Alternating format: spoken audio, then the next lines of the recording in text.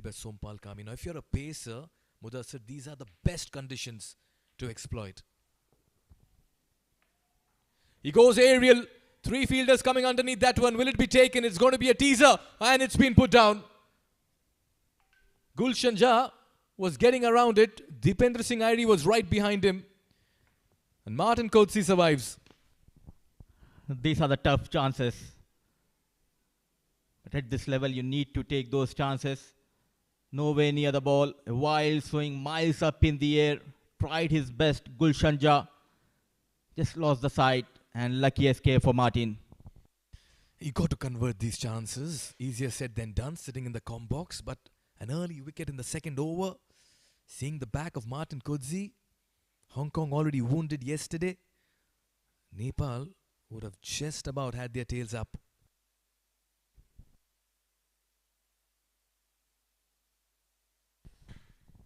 A piece of advice coming from Captain Rohit.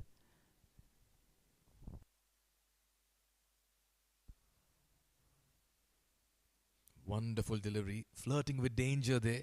Martin in no position. Hong Kong, China, they have the players in this side with vast experience. But look at these fast bowlers. They're making the difference for Nepal. This man holds the key. If you talk about the Hong Kong, China top order.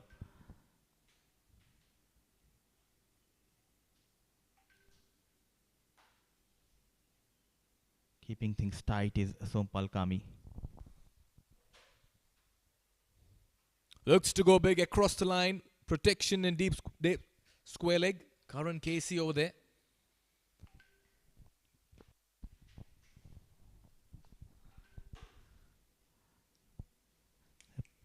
Positive sign if we talk about the associate cricket nations here. Wherever they travel, they get that support. The Rhino Army coming in numbers here in Oman Cricket Academy. Anshuman got a boundary on the very first ball, then played out 4 dot deliveries in the previous over. Wild swing and a miss. This is another very fine over. He's come back well after giving a 4 in the first. 2 gone, it's 12 for no loss.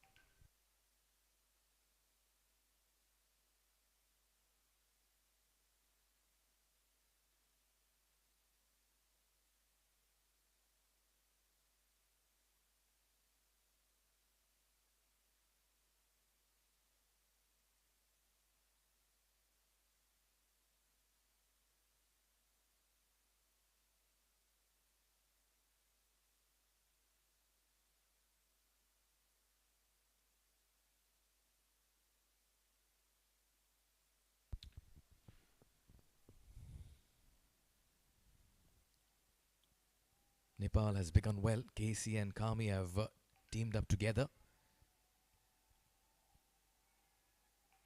There again. It's gone high up in the air. Wicketkeeper says it's mine. Asif Sheikh takes the catch. Little bit of confusion. Yes, no. But Nepal celebrates the first wicket. All is well that ends well. Pressure, clear pressure mounting on Martin. Wanted to go big. That extra pace from Karan Casey, and look at that crowd. First wicket going down. An excellent catch taken by the wicket keeper. Wanted to go big towards that leg side. Slight swing, slight movement. Yes and no between the wicket keeper and the point fielder, but good job done by the wicket keeper here. So the first wicket going down. Martin back in the hut. I'll tell you what happened over here. Very interesting. That's because Asif Sheikh, for the longest part of this catch, told it's mine, it's mine, it's mine. He asked everybody to stay away, and for a split second, he drops his shoulders, looking for somebody else to take the catch, and realizes, oh, it's mine. And that's where you see in the background Kami and everybody wearing a smile, trying to understand what really happened over there. Jora too, and so did Kushal Bortel. Well, Nepal can smile and laugh it off, but they've taken a big wicket. After over number 2.1, it's 12 for 1.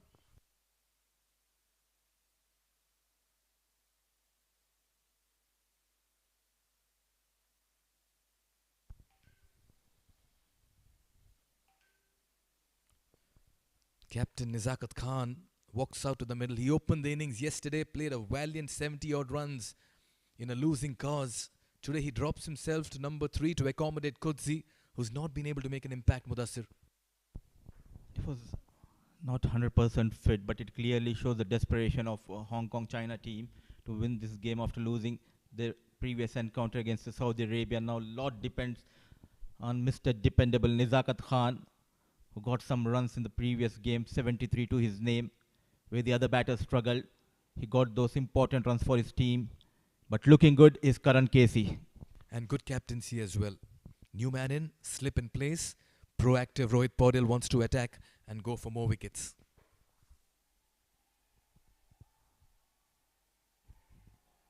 Flicked away. That's a lovely shot by a man in form. 4 through mid-wicket. Modern day cricket, but it's always good to see these kind of shots still exist. Flick of the wrist, very strong towards the leg side of the mark in style. Nizakat Khan, slight error.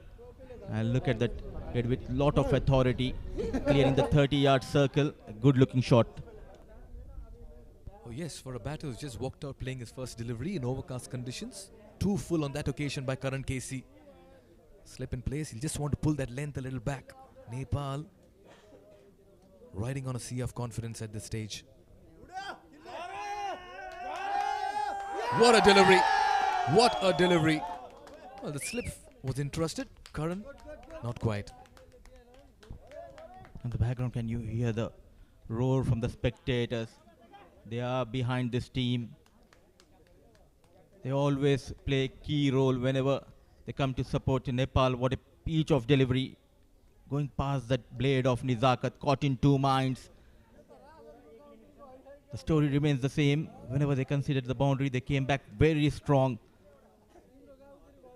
Already they have got that big wicket of Martin. Now trying to create and build that extra pressure on the captain Nizakat.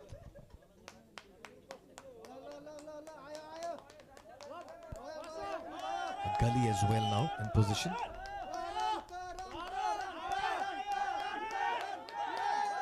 Edged. Goes down towards deep point. That brings Anshuman on strike. What an over this is turning out to be. A wicket, a boundary, a dot ball, then a single. But this man needs to fire for Hong Kong. Is Anshuman Rath. Technically very sound batter. But does his game suit this shorter format, Mikhail? Oh yes, he is a very fine batter. Can be very authoritative once he gets going. Free-flowing as well. I'd always want to place my bet on him if he's on top for Hong Kong China. Lot of caliber. Can he deliver after yesterday's minor blip? Fuller delivery. Taken full advantage of it. 1 bounce for a 4 over mid-on. Mid-off, beg your pardon. Played with ease. Second boundary for Anshuman Rath. Change of pace, but bit fuller. No protection at the boundary rope. Clearing that mid-off, and he knows. 1 bounce, 2 bounce, 4 runs. So now looking good is Hong Kong China. Couple of boundaries in this over, though they have lost Martin. Much better this time.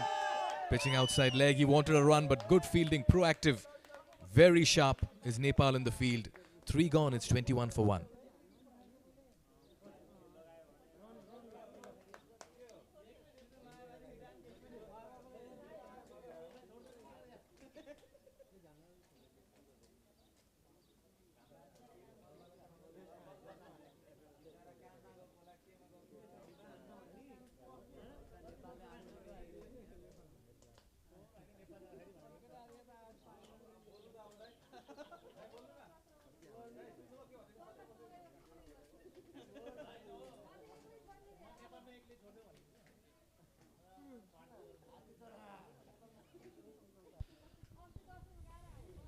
So it's pace all the way for Nepal at this stage.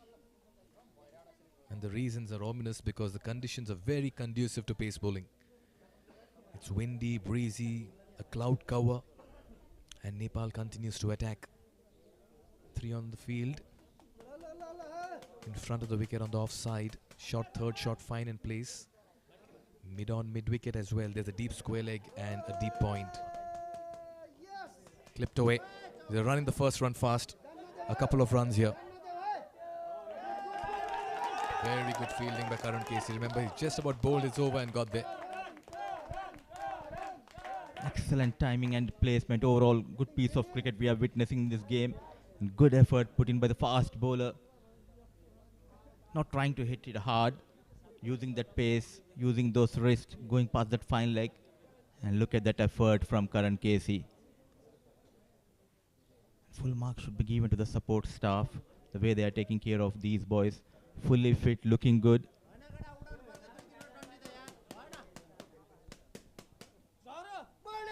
Wrapped on the pads. Was it going down leg? Abdul Jabbar believes. Half-hearted appeal. Good bowling here by Sompal Kami. Mudassir, this Pool A has turned out to be a very interesting fixture now, because one team is right on top and it's a three-way battle between three teams.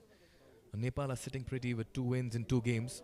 Hong Kong, China until yesterday were at number 2, and now if you can see they've moved to number 4 at a negative run rate. So this game for Hong Kong, China is make or break. Nepal with a win will certainly get that 1 foot across the top 4. Saudi, Malaysia are very much in the hunt as well. Well, Qatar, they are playing a game on the adjacent ground against Malaysia. They have a chance to just about raise their hand. Absolutely, and I believe all the 4 teams have a chance to qualify. Playing it away from the body here. Good amount of pace generated by Sompal. Quite interestingly, if Hong Kong, if they are going to win this game, they'll be back in contention to make it into the semi-finals. But looking good is Nepal as of now, though they have leaked some runs in the previous over, but still the things are in control. You did speak about Anshuman and his impact in T20 internationals. Well, he has a strike rate as a top order batter of 109, which is something that he'll really want to improve going forward into it. 350 is the best of 70 to not out. And he's close to 1,000 T20 international runs as well. A good outing here could certainly get him there. We saw Faisal Khan of Saudi Arabia yesterday. Looks to go big. Once again allowed appeal. Was it pitching outside leg? A run out appeal. All happening here on Turf 1 at the Oman Cricket Academy as Abdul Jabbar signals leg byes. Trying to put that extra pressure on Abdul Jabbar. Everything is happening out there in the middle. This has been the problem of Anshuman. He likes to take his own time. But excellent piece of bowling from Sompal Kami, not giving much room to the left-hander. You could see that umpire Abdul Jabbar just about signaling. It pitched outside leg. And look how sharp the Nepal fielders are. Direct hits. Some good catches. Of course, one was grassed as well. Because you watch this team, the way they progress in the last couple of years very closely. What is their mantra to the success? All of a sudden, this team looks completely different. I guess the biggest mantra when you have a look at the Nepal team or talk to them, they are a happy bunch rallying around each other and growing in each other's success. A very positive dugout, and that's the greatest mantra. The coach as well, Mr. Monty Desai, has brought in a fresh breath of positivity in the side. It's just brilliant to see all of them grow match after match. And I keep saying this, Nepal cricket is the flavor of associate and international cricket in the coming years. You got to watch out for them. They've made rapid strides. They've climbed the ladder, earned the ranks, and they have deserved this position because they've done it with sweat. Quick single towards mid-on. Absolutely. Especially in the team game, the key is unity, and you need to enjoy the success of your teammates, and that is what we are witnessing. Especially back-to-back games, Dipender Singh Airi, he was player of the match, and he got the honor to do that presentation when he got those 6 maxims in an over, and every player in the dugout, they enjoyed that knock of Dipender Singh Airi. Goes aerial, goes through the mid-wicket region. Work to do for Captain Rohit Paudel. He'll keep it to 2. Good fielding. And you sense Anshuman Rath is not missing out on anything that's close. Another fine over here by Sompal Kami. 4 gone, it's 28 for 1.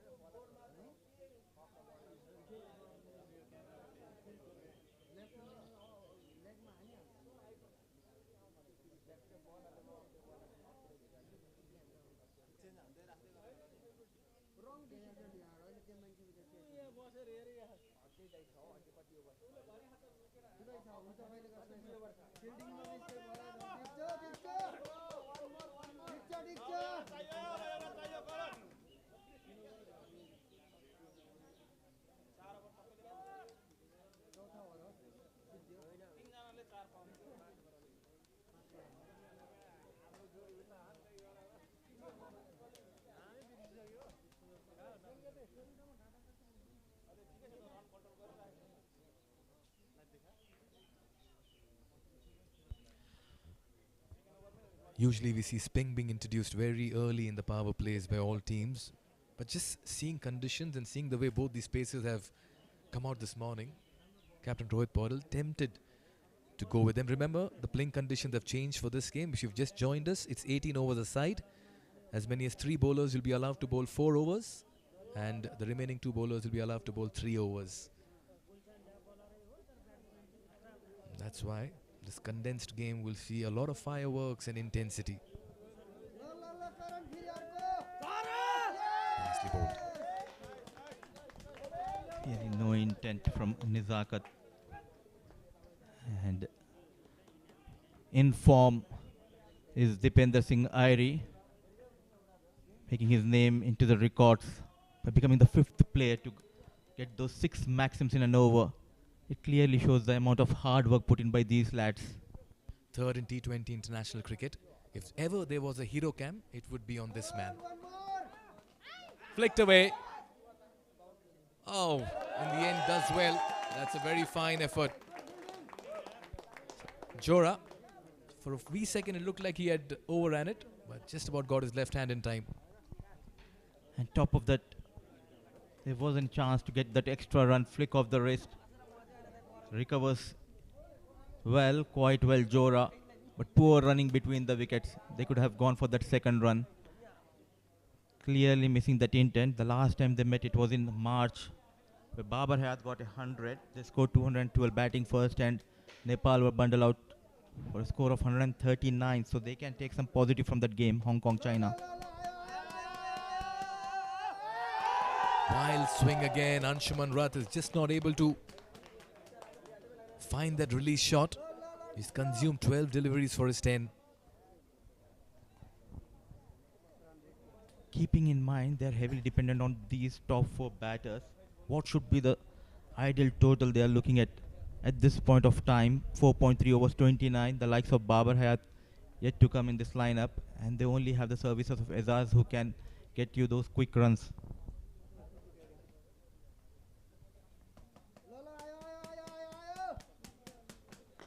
Fuller straight down the ground.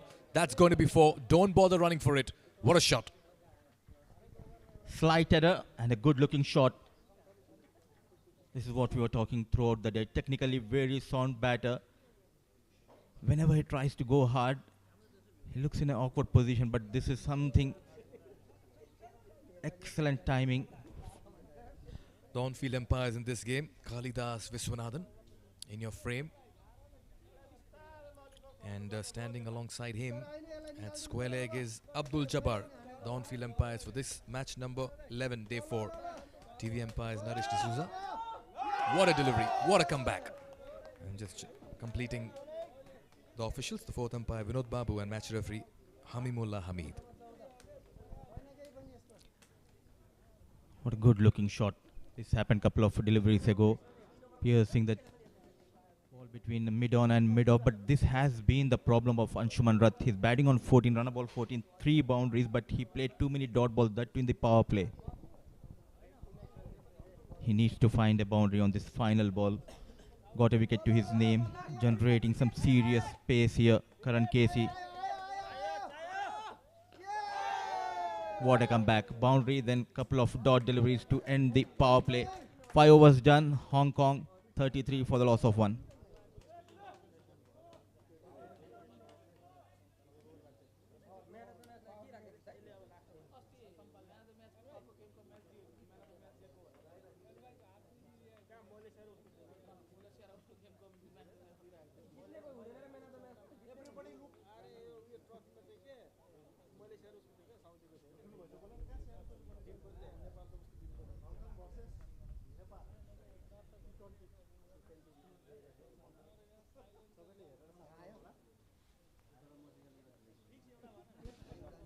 It's been a cautious start here for Hong Kong China. They've begun well with a very good win against Qatar. They just lost their way to Saudi Arabia.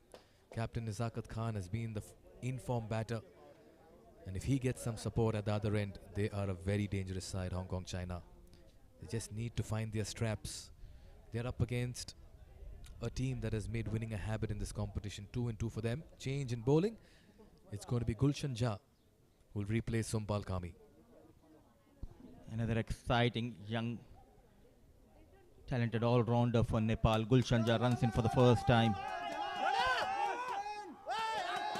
Yes, no, this could be close at the non-striker's end.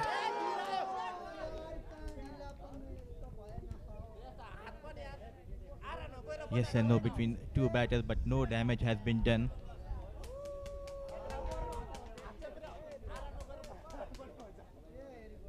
Talented all-rounder Gulshan Jha, who bowls right arm, medium pace, and comes out to bat, a left-hander who can strike balls miles away out of the park.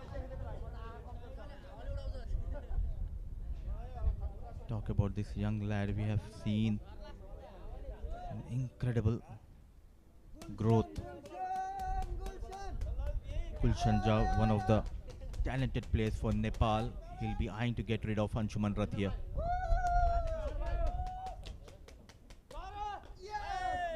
Single down to long on. I guess there has to be a plan now for Hong Kong China, Mudassir. They've been cautious. The power plays are done. You have 9 wickets in hand. It's an 18 overs game. You have to start attacking from here on. Indeed, and though they have got those boundaries, but still we're looking for that first maximum. These batters are known for their technique, and they are heavily dependent on their timing. Flicked away. Work to do for the fielders at long on and mid-wicket. Nicely done. That's Kushal Malla. He'll keep it to 2. It would have been a good idea, Mikhail, if they could have opted for Azaz Khan at number 1 position, keeping in mind it's a 18 overs game. I'll tell you what, it's very breezy and windy out here.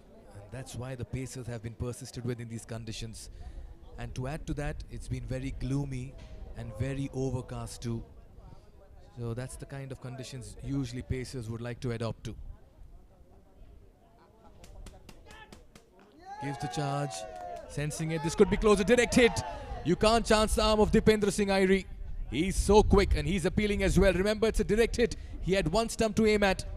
Nizakat Khan, what's going through his mind? The one man who is confident is Rohit Paudel. He thinks Singh has got Nizakat. Look at that pick up and throw. Yes, he has got Nizakat Khan. Excellent with the bat in the previous game. Now terrific in the field. Dipendra Singh Airi getting better off Nizakat. This man is Superman in the middle. Look at that. One stump to aim at. It's a percentage throw. And he's got it bullseye. Captain Nizakat Khan took a chance. Chanced the arm of Dipendra Singh Airi. And the decision should be out very soon. What an effort. Look at that. Charging towards it. One hand pick up, one hand throw. One stump to aim at. And there it is. So finally, wicket going down the 2 of Mohammad Nizakat Khan, the captain of Hong Kong China. He managed to well the help of a boundary. Brilliant piece of work in the field from Dipendra Singh Airi. Hong Kong losing their second wicket, 37 on board.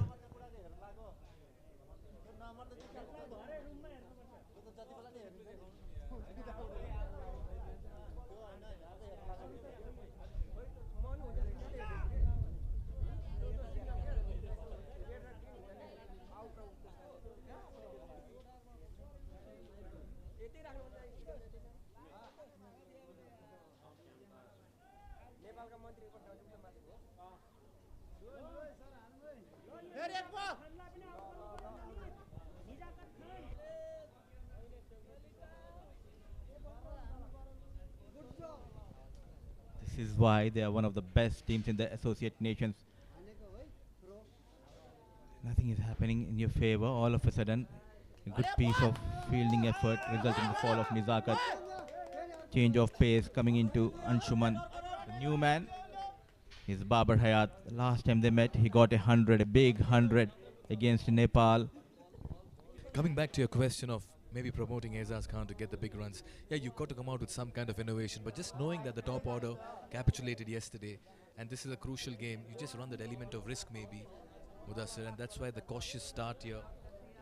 With going by tried and tested players, the Kodzi missing out, Nizakat Khan, the informed batter, being run out to a brilliant run out by Irie. Babar Hayat lasted just 2 deliveries yesterday. Big game for him.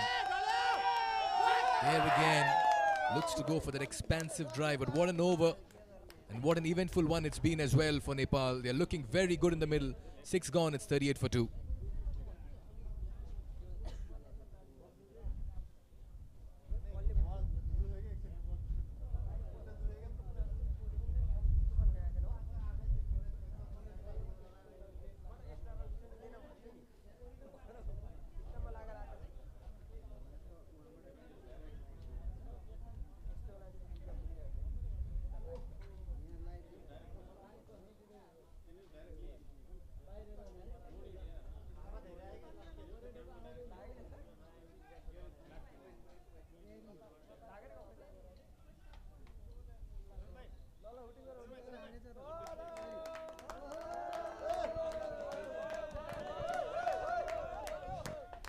.38 for the loss of 2. A good looking shot back off length but straight towards the fielder. 1 bounce. Burtel was stationed at deep square leg. Sompal Kami keeping things tight, wicketless. But the good news for Nepal, they have got Nizakat Khan in the previous over. A brilliant piece of work in the field by Dipender Singh Irie. A direct hit. Nizakat was back in the hut. Now it all depends on these 2 players for Hong Kong, China. The experienced Anshuman Rath, though he has got 3 boundaries, but the problem remains the same for Anshuman Rath. The strike rate, especially in the modern day cricket, that in the shorter format, if you're going with 100, 110, it won't work for your team. Change of pace, a quick single, and the right time to introduce my co-commentator. Joining me for the first time in the comm box is Mr. Andrew. Welcome, Andrew. That's a very good morning. Morning, everyone. All the way from back home in Nepal, watching on Kantapur, in Kathmandu, in Lalitpur, in Bhaktapur, in Bir Gunj, in Nepal Gunj, in Bhairawa. Well, they'll be tuning in their millions. And back in Hong Kong, the fans there know this is a must-win game. We've just seen, well, an absolute moment of magic again, haven't we? Oh, excellent. Lucky escape for Anshuman Rath. The problem has been the rotation of the strike. He played too many dot balls.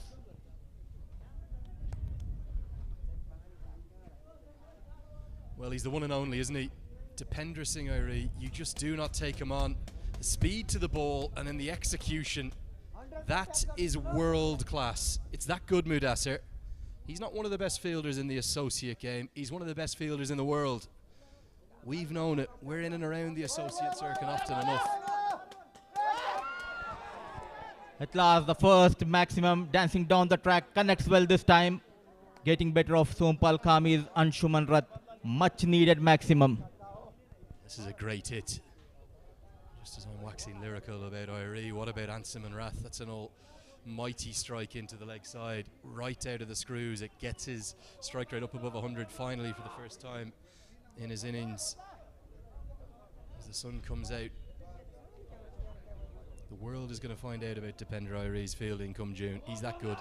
Well, that's an equally impressive shot from Anshuman Rath. Very, very good. Change of pace, going for that maximum, forcing Sompal Kami to bowl those cutters. Going down the leg, and an extra has been added to the total.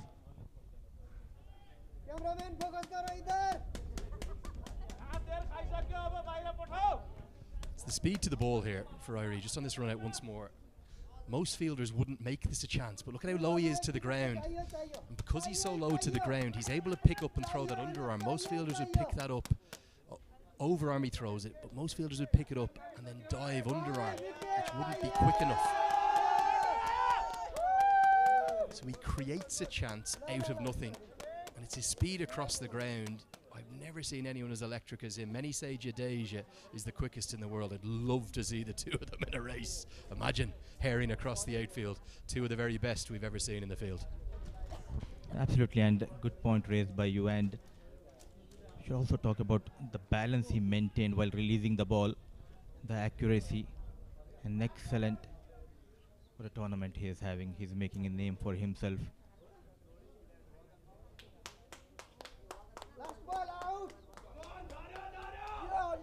Played with soft hand on the back foot, running hard. Just a single to end the over number 7. With that single, Hong Kong moves to 49 for the loss of 2.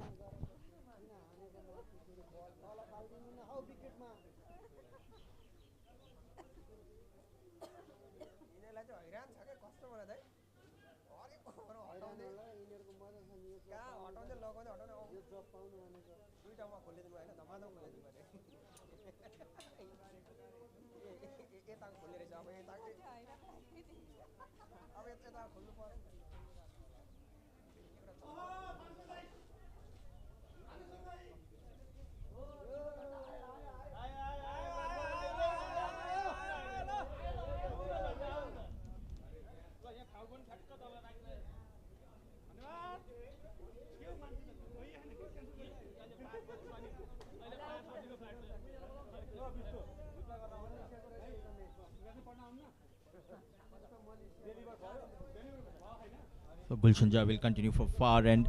7 overs, 49 for the loss of 2, going at a run rate of 7 runs per over.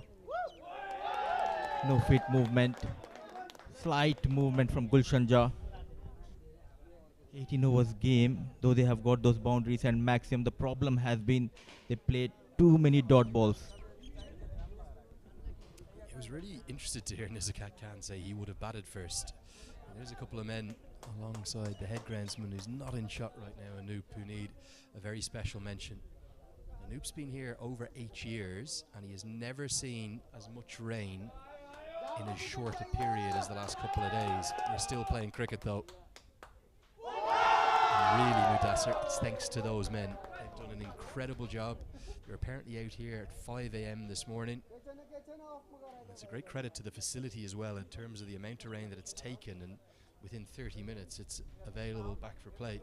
There's no real difference, is there, between a 20 over clash and an 18 overs per side contest that we have here. 50 comes up with that wide, but certainly for me they're the real heroes of the day. Outstanding. Absolutely, they are the superheroes. A busy packed season for his team. Anoop playing away from the body. So back to back wides from Gulshan Jah. First one towards the leg side, this one towards that off stump. A great job has been done by Anoop and his team. They're working hard, especially keeping in mind no overcast conditions here. Winning the toss and opting to bowl first, doing an extremely good job. These Nepal bowlers.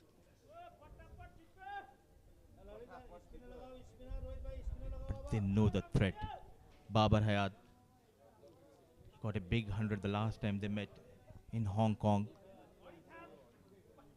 Batting first, Hong Kong scored 212 in that game, and Nepal went on to lose. They just managed 139.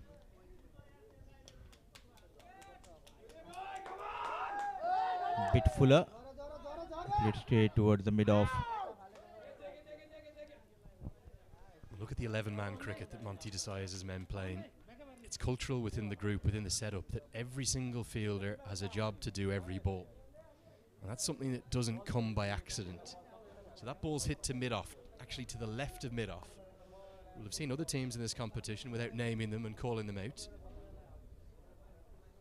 The man at deep mid-wicket would have been sitting on the fence and they would have conceded an overthrow. As soon as it's hit to mid-off there, Karen Casey sprints in off the rope. He knows he may need to back up, with Powell going for the direct hit at the non-striker's end. Excellent work. Yes, yes, yes. Cut hard and going past that point fielder. Looking good. Anshuman using that pace of Gulshanja. This is a good shot, isn't it? He's placed this immaculately with real precision. He knows that deep third is in a regulation position, so he's got to almost chop down on it like an axe coming down onto a blade of wood, and he just gets it square enough to get four. Slightly shorter side, that side today, out towards the second oval. That's something that will come into play. So for Rath, it's a bigger leg side from the pavilion end. Pressure now on Jat. Played with soft hands, running hard. First run and converting it into the double. Slight fumble, rare fumble I would say from Dipender Singh Airi. Well, he was almost laughing, wasn't he? They were never going to be able to cut off the second. There was always an easy two. It was 25, 30 yards to his right. Got some great photographers here. Sivas Humangain from Hemro Khaled, one of the main online platforms in Nepal. We've also got Anshuman, the official ACC tournament photographer. Good over in progress for Hong Kong, China. 10 runs so far in this over. I've asked those photographers, I've given them a request, never done this before. Do you ever see those photos of the sprinters in the Olympics where they're so quick they blur, so it's like a long exposure, Usain Bolt or someone? I've asked for the photographers to get me one of Dipender Singh Airi sprinting after a ball. You'll almost see 8 or 10 of them in the one frame. So I'm going to see if they can come up with that later in the week. It's like a photo burst.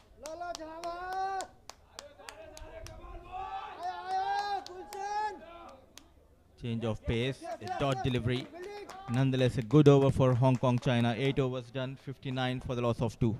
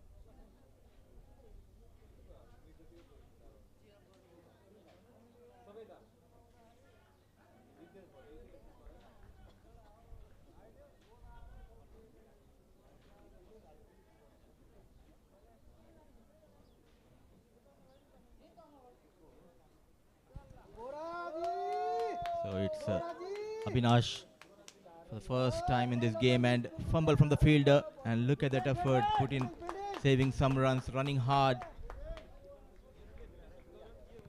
3 runs have been taken by Babar and Anshuman. Yeah, just a couple actually. Rath at first didn't think there was one. The reason he didn't think there was one, look who it is. Dipender Singh Airi with a misfield and a cry of frustration. Very uncharacteristic, and that's not good enough. 2 runs given away. You'd have expected to stop that. Umpires have asked for a boundary check, but for me, nothing at all wrong with that. Great camera work from the team to show you that's clearly just 2 runs. Okay, okay is the shout. So it's 2 to Rath instead of 4. Should have been a dot ball. Mistake from Airi at backward point.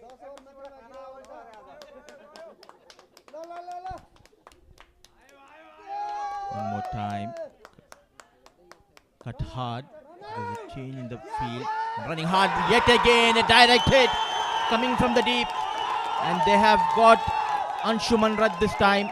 We are going upstairs, but Anshuman knows he's short of his grease.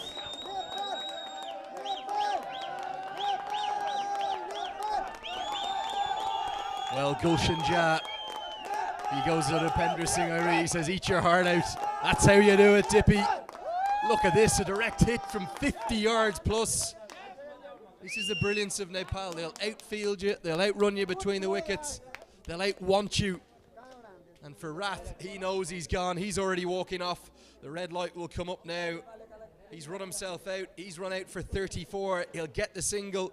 He won't get any more than that. And a moment of magic from Gulshan Jha. What a moment in the contest. The umpires say, well, let's have a drink. We'll have a break here in the commentary box. Rat's gone for 34. It's 62 for 3.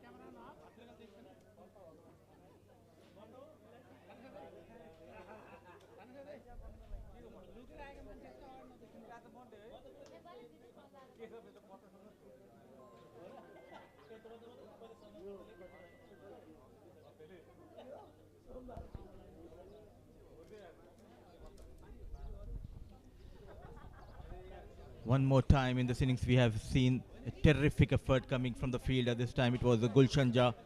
Clean pickup and quick release. A direct hit resulted in the fall of Anshuman Rat. And in comes Muhammad Azaz. Straight away off the mark.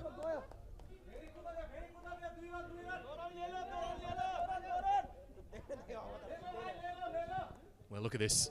This is simply sensational from Gulshan Jha. I'm just talking up Irie with his run out, but this is even better. It's 50 yards away, it's flat, it's on the one bounce, and it's gone for all money. It's the big one too, it's Rath. He was just starting to accelerate. And Nepal all of a sudden have control of this contest. The basics are right yet again. Good pickup and throw. Depends on the Babar Hayat now. It's a 18 overs game. We are into the 9th over. Hong Kong, they have lost their top 3 batters. Martin, Nizakat and Anshuman back in the hut.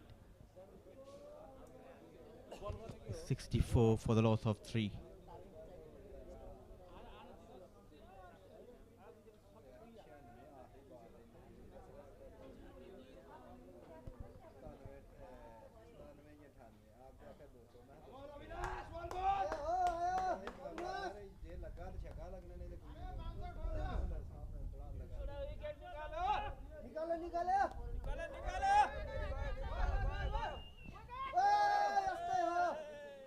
Happy by taking those singles, Azaz and Babar Hayat. Plenty of repair works needs to be done by these 2 batters of Hong Kong, China. Yeah, the only hope here, Mudassar, for Hong Kong is they have bolstered their batting. I know Coetzee is gone, but he's come in for the leg spinner who was, well, expensive and little ineffectual. Didn't field particularly well yesterday around Kapoor either. Thought they had a very long tail yesterday. Isan Khan was at 8. A bit fuller going past that fielder. 30-yard circle, some work. A deep extra cover fielder. Kushal Bhurtel comes into play. Couple of runs for Babar and couple of runs for Hong Kong China. 9 overs done, 67 for the loss of 3.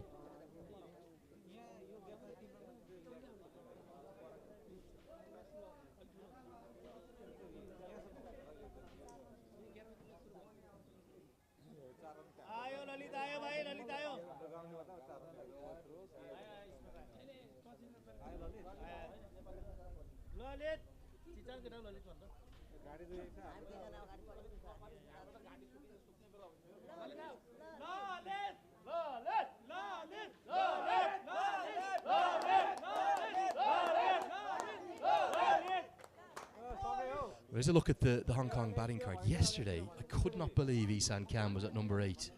I think he had altitude sickness up there. He thought he was up in the Himalayas. Far too high.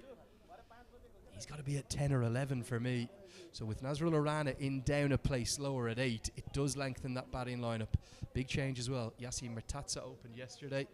He's back down at 6. He's a very dangerous player down the order, particularly to Nepal's left-arm spinners who now come into the attack. Raj Banshi.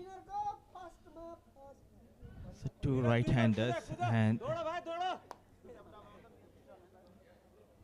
good idea by the captain of Nepal, Rohit, getting straight away Lalit into the attack, in control, in strong position as of now. What should be the plan B for Hong Kong China? They have lost 3 wickets. What is the score they were now looking to post on? Look, I don't think there's a big difference between 18 overs and 20, is there? Chance. Raj Banshi holds on. He strikes, and it's another big one. It's Babar Hayat, and it's the trademark Raj Banshi point to the sky. The Rhinos, they're soaring. They're thinking of 3 from 3. They're thinking of semi-finals. They're thinking of Asia Cup spots. Hong Kong being blown away. Oh, what a change. Straight away, getting that big wicket of Babar. Ball just stopping and coming on to the blade of Babar Hayat and played straight towards the bowler. An easy catch taken by Lalit, the big man who has got that 100 in the previous counter against Nepal. A slow walk for Babar Hayat, managing just 6 of 9 in deep trouble. 68 for the loss of 4, Hong Kong China.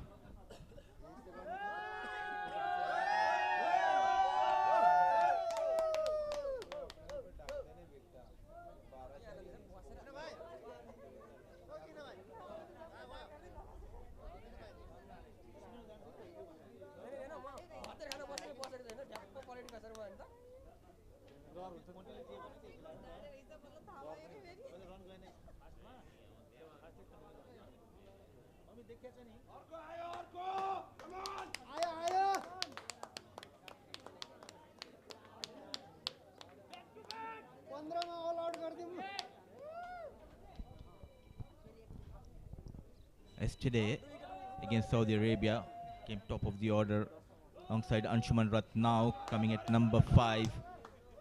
What a start for Lalit, got Babar Hayat. It's a Murtaza on strike. Hit Fuller straight away off the mark with that single. You were just asking me, Mudassir, what sort of total that Hong Kong would like to get to. Well, you would have thought, despite the rain, here's the 4th wicket. Good catch as well. He's judged that nicely. Pumped up Raj Banshi, now the premier spinner for Nepal. Remember, I think they'd have wanted 150, 160, even though it's 18 overs. Problem is, how are they going to get there now with Hayat and Rath? They're 2 most consistent performers, they're 2 most experienced players. They're in the hutch. Who's getting the runs? That's the question. Time for someone else to step up. Has to be one of these 2. A quicker delivery, an arm delivery coming into the right-hander. This is a big difference which I have noticed, especially if you talk about Saudi Arabia after losing to Malaysia. They came and played with a lot of positive approach against Hong Kong. They went on to score 200 runs. They went on to win that game by margin of 55. And we're in Hong Kong, a bit under pressure here. So 10 overs gone, 70 for the loss of 4.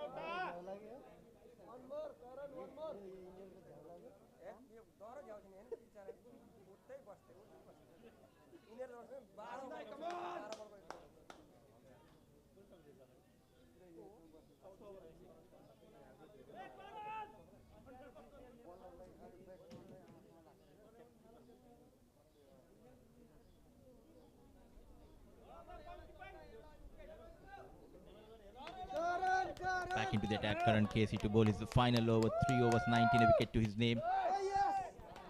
Dancing down the track, connects well, running hard the first run, but no chance of that second run. Excellent work, the fielder in the deep. They need 1 or 2 big overs here. I'll tell you something, Rohit Powell, I know it's easy when the wickets are falling and the changes are working. He's captained beautifully here, isn't he? KC has had issues at the death.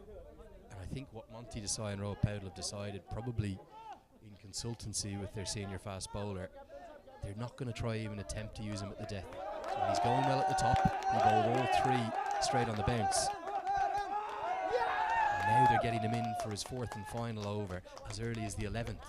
So if he can have a tight over here, maybe even if he goes for only 1 boundary, he'll finish with 4 overs, 1 for 28, something like that, maybe 2 for, and that's more than good enough.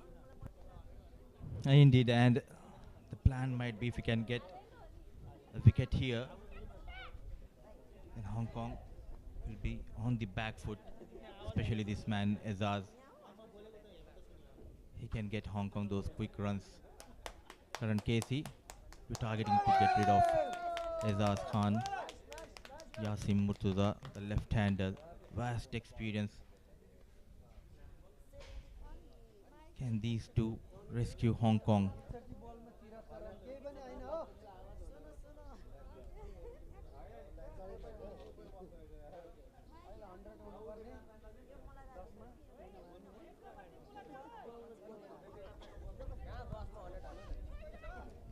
Tatsa finds something. He hits the ball into interesting areas. He's a bit unorthodox. Reminds me a little bit of a Daniel Vittori or someone like that. Gets it up and over backward point. Will kind of flick it round behind his legs. Might even slog sweep the medium pacers. Plays in funny areas, which in T20 cricket can be no bad thing. But he's going to need to be at his best today. Even if they go at 10 and over, they're only at 145. At this point of time, it's tough to see Hong Kong, China going past that 140, a loud appeal, but extra bounce, saving Yasim Murtuza. The good captaincy, good changes, right changes at the right time from Rohit Patel. Bowling his final over, Karan Casey coming around the wicket to the left-hander. Just that angle going down the leg, an easy decision for the on-field umpire. Alidas from Singapore.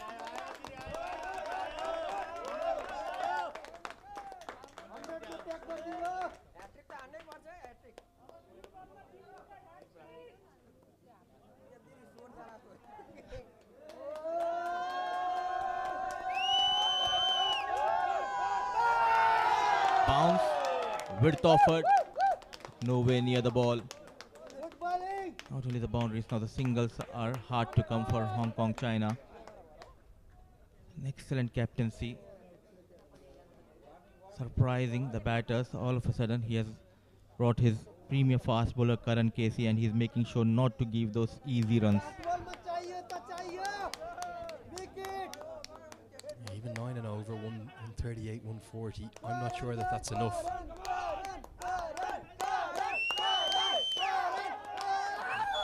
Now this is given as a no ball. Rohit Powell wants to know why.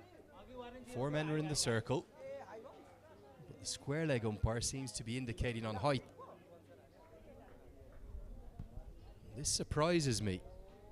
My initial instinct was it wasn't over the head of the batter, and I think that, well, it shows it for me. The decision is a no ball and a free hit to follow. quite interestingly, he came down the track. Not happy with the decision is Rohit Paudel. Nonetheless, the good news for Hong Kong, China. It's a free hit. Can he get some extra runs for his team? Azaz.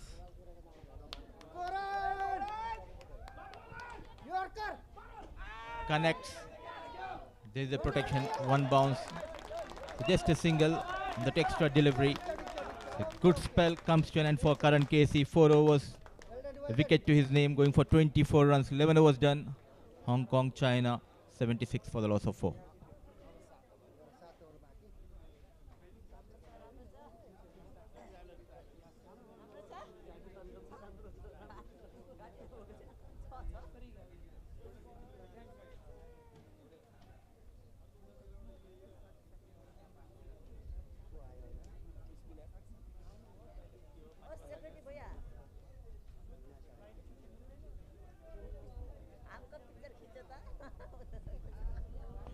So 11 overs, 76 for the loss of 4. Yasin Murtuza and Azaz out there in the middle. Lalit will continue for the big wicket of Babar Hayat in his first over. A good captaincy.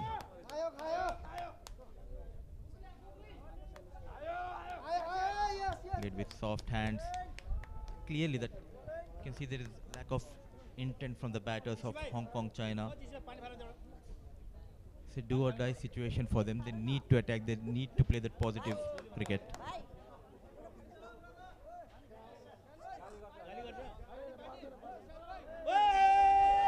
Misses the line, wanted to go big. And an easy decision for Abdul Jabbar. He strikes for the second time. And the jubilant crowd, they know the importance of this wicket. Plumb as they come. It's the classic left arm spinner's dismissal. Rajbanshi's got a big smile on his face. And that's the trademark celebration. The baby finger, the index finger up to the sky alongside the thumb to indicate the rhinos. And the rhinos are on top. Probably pitched on middle stump, hit him in line with middle and leg. Going to go on and crash into the stumps. A lack of intent followed by a big wicket. Mohammad Aizan's Khan, the latest to go. He's trapped LBW for 7. 76 for 5.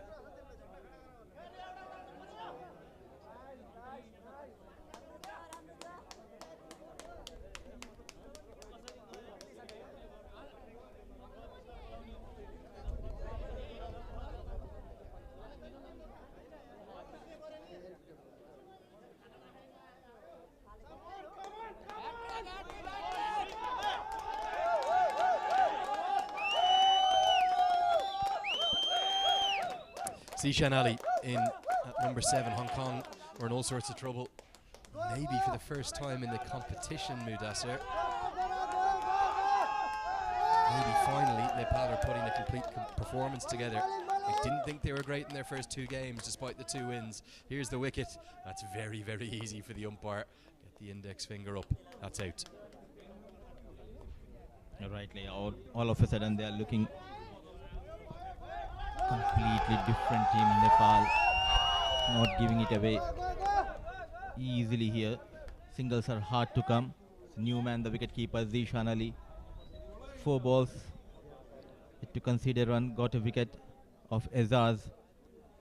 Clearly struggling Hong Kong, half of the side. Back in the hut, 76 on board. Sharp turn and ball yet again stopping and coming on the blade. I'm not sure if it's outstanding Nepali bowling or maybe just a little bit of inconsistency in the pitch. It doesn't look as much of a run fest maybe as the previous days. Obviously the weather about will mean that it's sweated a little bit under the covers. You're not going to believe this though. It's a wicket maiden in a T20 international. Lalit Rajbanshi, outstanding. He's got 2 for 3. Hong Kong are in big trouble. They're 76 for 5.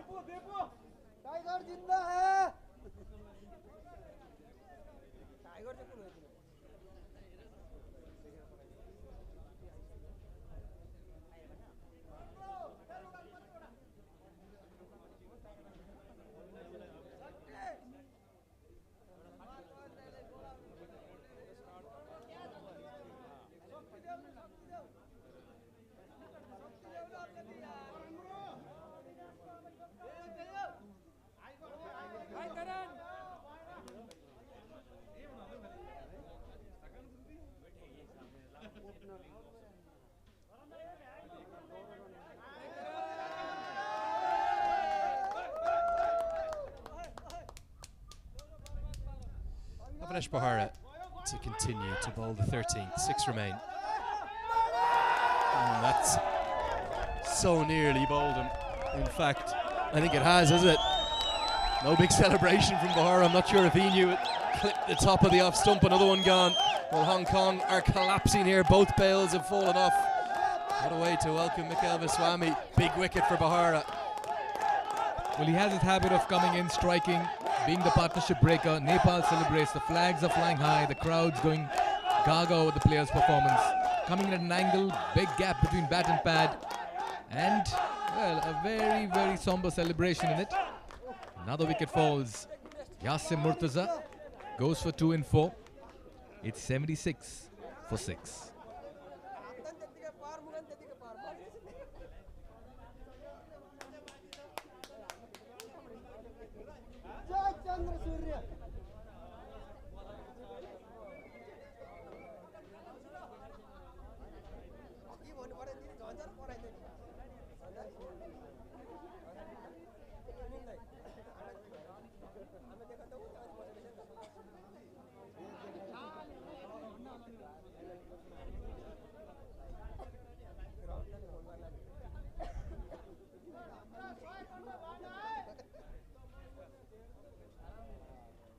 Continue.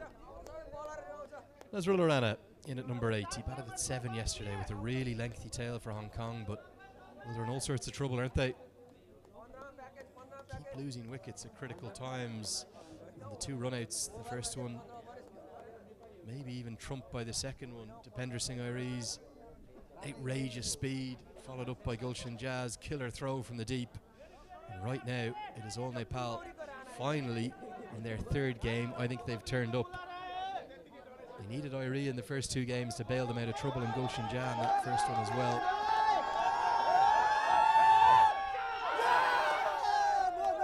And that will be a single. Mikhail for Hong Kong from here. Is there a way back? I reckon it's going to be very difficult, Andrew. They've lost their top order in a hurry. It's been capitulation.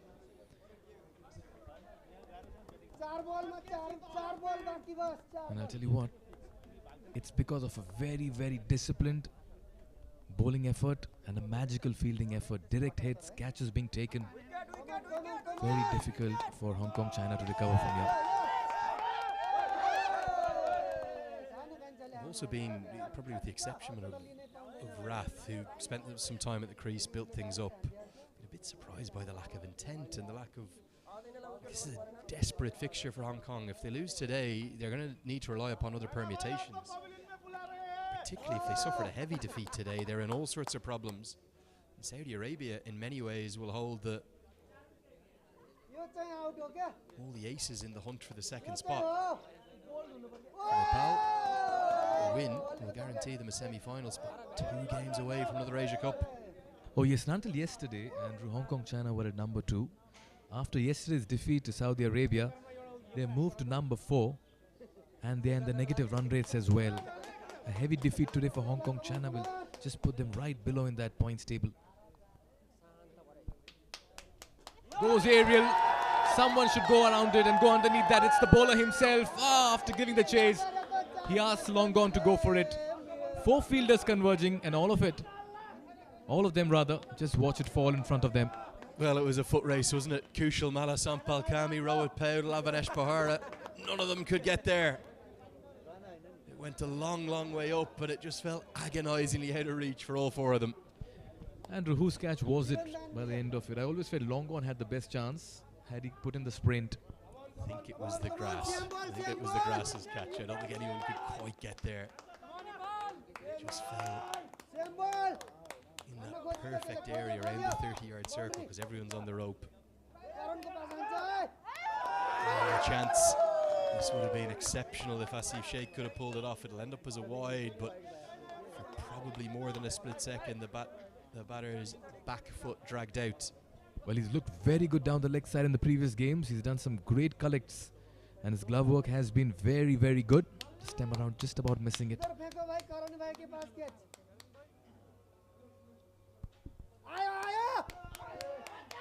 Interesting to see probably because of the calibre of batter he's bowling to. But Bahara happy to go to length rather than to the block hole, which is usually where he almost exclusively bowls. Gets us to the end of the latest over. We do have a few power issues here in the ground, so you'll have to bear with us, but the score is 79 for 6.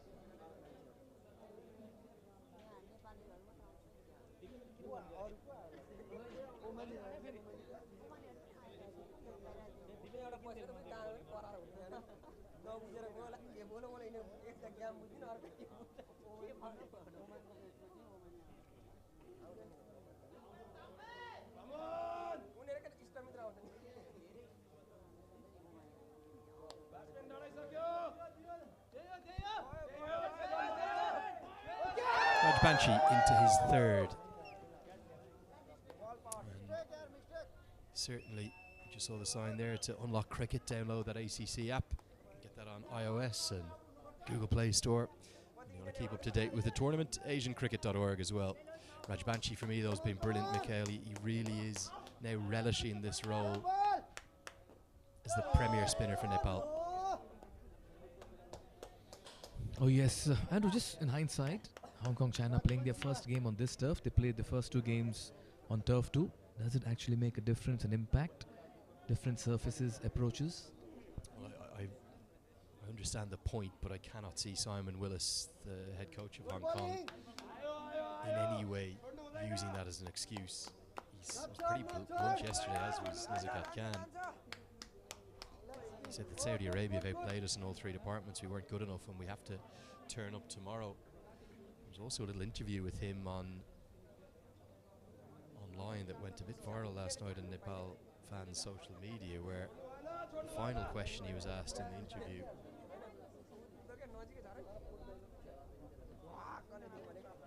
was, how are you going to cope with this man who's just fielded the ball to Pendra Singh, where he somehow nearly creates another run-out chance. It's a collision for Asif Sheikh's shoulder. Let's hope he's okay. Won't be getting any pleasantries from his wicketkeeper. But the question was, how are you going to cope with Dipendra Singh Airi? The world's talking about him. The 5th man to hit 6 sixes, and he completely flat batted it back. He said, I don't know what you're talking about. I haven't been watching their games. And whether that was true or not, I don't know, but I think a few Nepal fans have taken that as a bit of a slight to Dipendra Singh Airi. Well, maybe after that run out by Airi, he'll know a thing or two about him. Trying to cut that, too close to cut. Another fine effort there by Rajvanshi. He's been very tidy.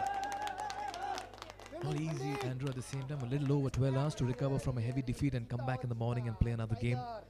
No, and that for me is a much bigger factor.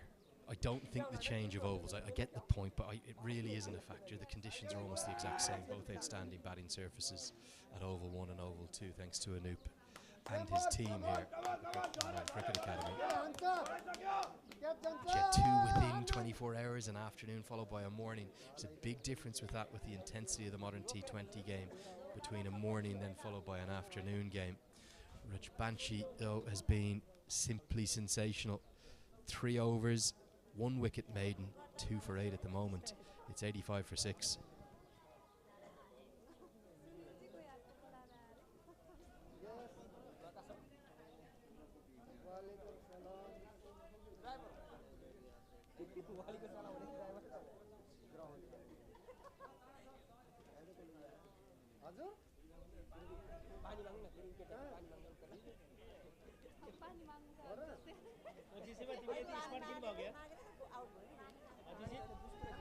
Okay, 4 overs remain. Abhinesh Bahara to bowl his 3rd.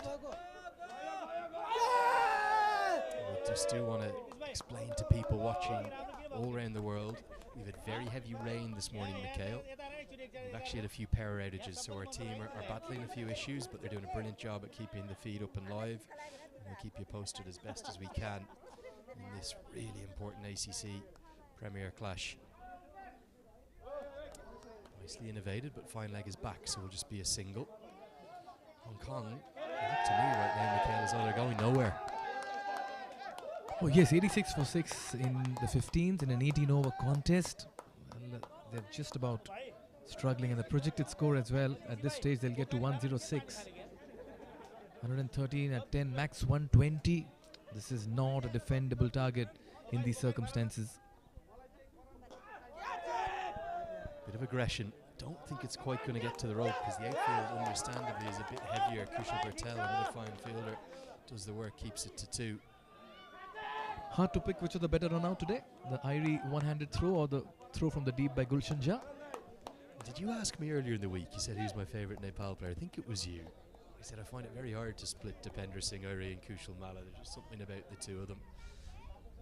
But the Nepal flag is flying high. They're my 2 favourite. But the run-outs today, Irie and Jha, I think there was just something electric about Dipender Singh Irie's one, wasn't there? Jazz was probably the more unlikely, a stunning 55-yard throw. That's firmly struck towards long off. They ran in the first run fast, but luckily they decided to go against the second because the throw from the deep was very good. Yeah, I'm probably leaning towards Irie's. We'll see if we can get them to you maybe in the next over or two. We'll have a look at both of them.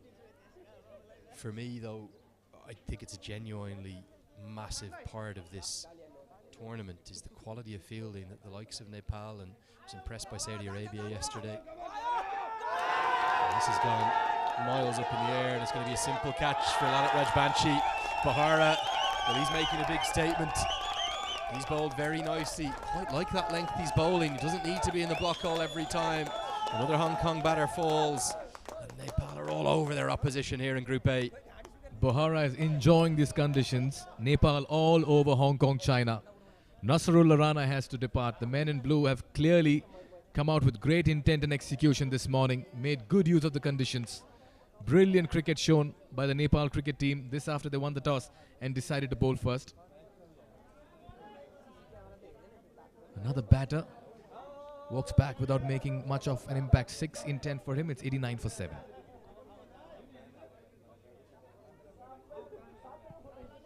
Yeah, one more look at it here, Mikhail. It was one of the simplest of catches, wasn't it, for Lalit Rajbanshi? Jora's pumped up, Rajbanshi's there. We saw Irie smiling. And this is more like the kind of cricket you expect from Nepal. I know you look at the first 2 games, you'll say, well, what's the problem? They're 2 games, 2 wins. I didn't think they were great in those first 2 games. Oh yes, there was still a little bit of concerns that need to be ironed out in the first 2 games. Maybe the top order is something else I'd want to review today when they come out to chase the target as well. Bahara, look at him. Fielding off his own bowling. That's the kind of enthusiasm and intensity. What an over this has been. 5 runs coming off it and a wicket. 15 gone, it's 90 for 7.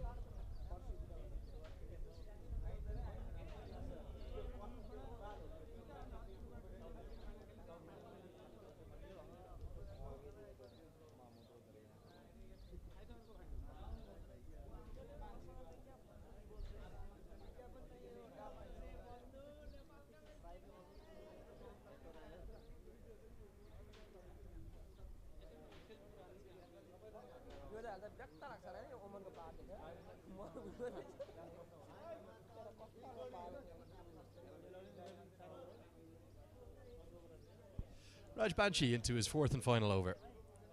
Just 3 overs remain, because remember it's an 18 overs per side contest. Is this more like the Nepal that you were expecting, Mikhail, in this tournament? There's a bit of rustiness, I think, coming across from India, despite that good prep at the SMS Friendship Cup. Yes, which is fairly understandable. New territory, new conditions. But what I've really liked is today the way they've just come out. Everything, all boxes ticked. And that's what I've liked about them. They've just about grabbed every opportunity. Catches, run-outs. And the most heartening sight, Andrew, the most encouraging sight was the way Karan Casey and Sumpal Kami began. They got the ball to climb, to move. They got a wicket early on. And that's what you'd expect out of them.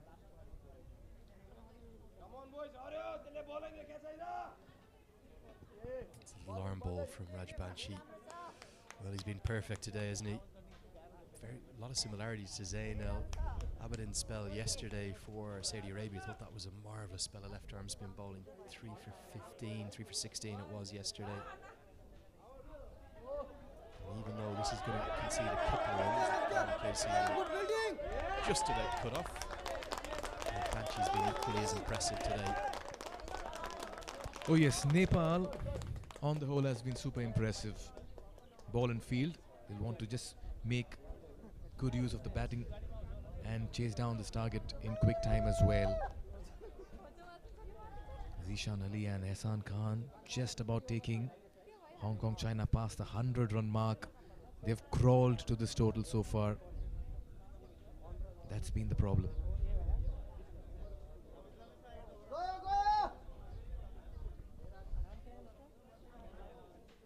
And sometimes in match conditions that are helpful towards you, when your side's on top, you don't have to do much. Don't go hunting for wickets. Put the onus on the batter, the partnership of batters out there, to take risk against you. That's all Rajbanshi's done. There's been nothing exceptional in this spell. He's just done the basics right. And he's leveraged a good position for Nepal and made it even better. 4 overs, 1 wicket made and 2 for 14. That's outstanding. Superbly well bowled by Lalit Narayan Rajbanshi. It's 96 for 7.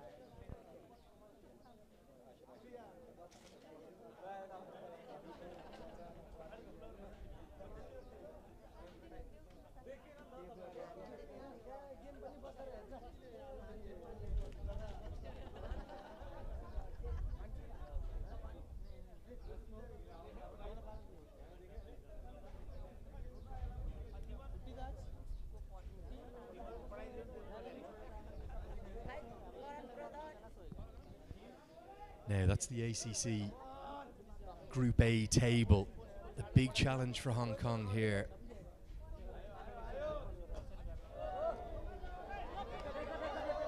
This one's clubbed down the ground for a couple. Kushal Malla doing the fielding.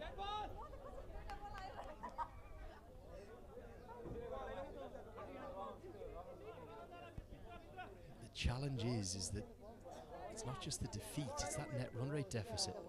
They lost to Saudi Arabia, that's bad enough, but losing by 55 runs, Mikhail, if they went down to a defeat here, I wouldn't imagine that Nepal might take all of the 18 overs to chase it down. So that's going to further put their net run rate into the negative. And unless there's a big upset across on the other field, unless Qatar can come into the picture.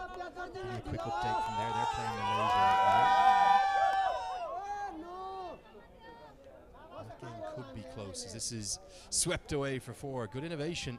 Don't know how he's got a behind square for 4. I'd like to see that shot once again because he picked it way outside off and has hit it towards the backward square leg region. Look at that for a shot. Oh my God. Talk about innovation. Brilliant work as well to capture that kind of a shot. It's forced to change in the field as well. Gulshan Jazz going to run all the way from fine leg to long off. In fact, he's going to go to a straight mid-off.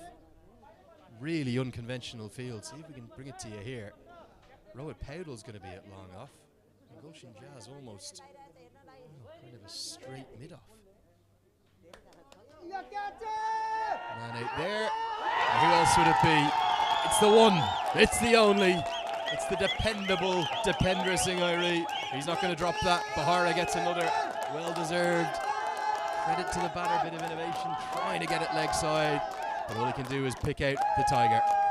And soon after the dismissal, Gulshan Jha goes back to his place. It's more like the bowler worked out this wicket. Out-thought the batter as well. Got the offside stacked up. Forced the batter to play on the leg side. Didn't quite middle it. The bat turning in the hand. And Dipendra Singh Airi, well, as cool as a cucumber. What a catch. Zishan walks back for 14 and 15. It's 102 for 8.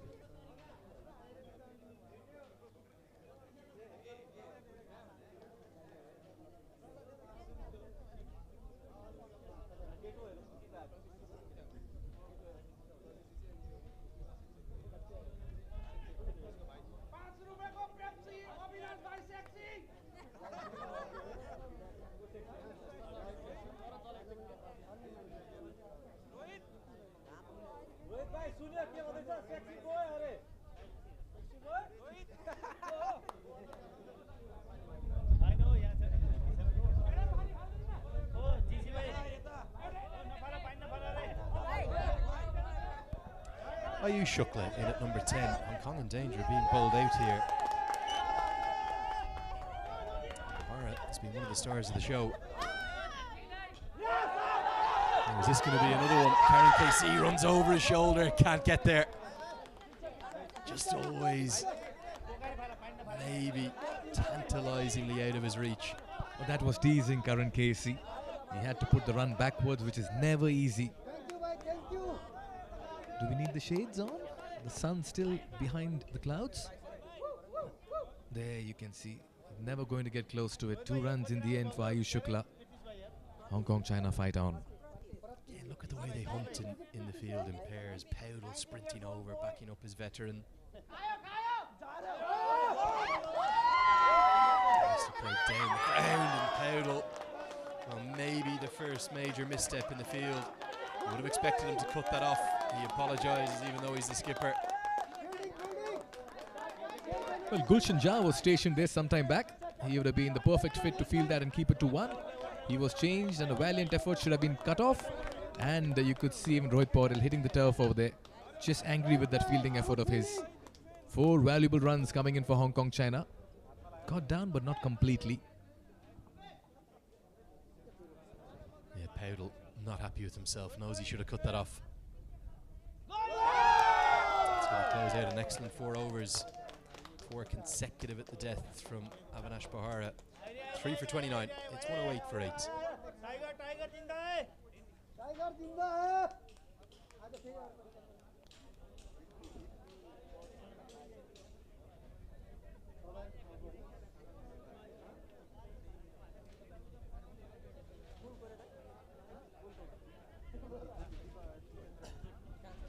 Yeah, that's the state of play, Mikhail. The problem is that Hong Kong China could qualify with 2 wins in second place. But look at the gulf with the net run rate. So Malaysia, if they can prevail over Qatar, they'll get to 4 points. And then they still have to play Hong Kong China. Saudi will play Qatar, they'll fancy beating them. Now, the problem is they have Nepal left. There's every chance you could have a 3-way tie on 2 wins apiece in second place. Problem is Hong Kong China's net run rate is the worst of those 3 teams by a distance. And if they lost this game today, it's only going to get even worse.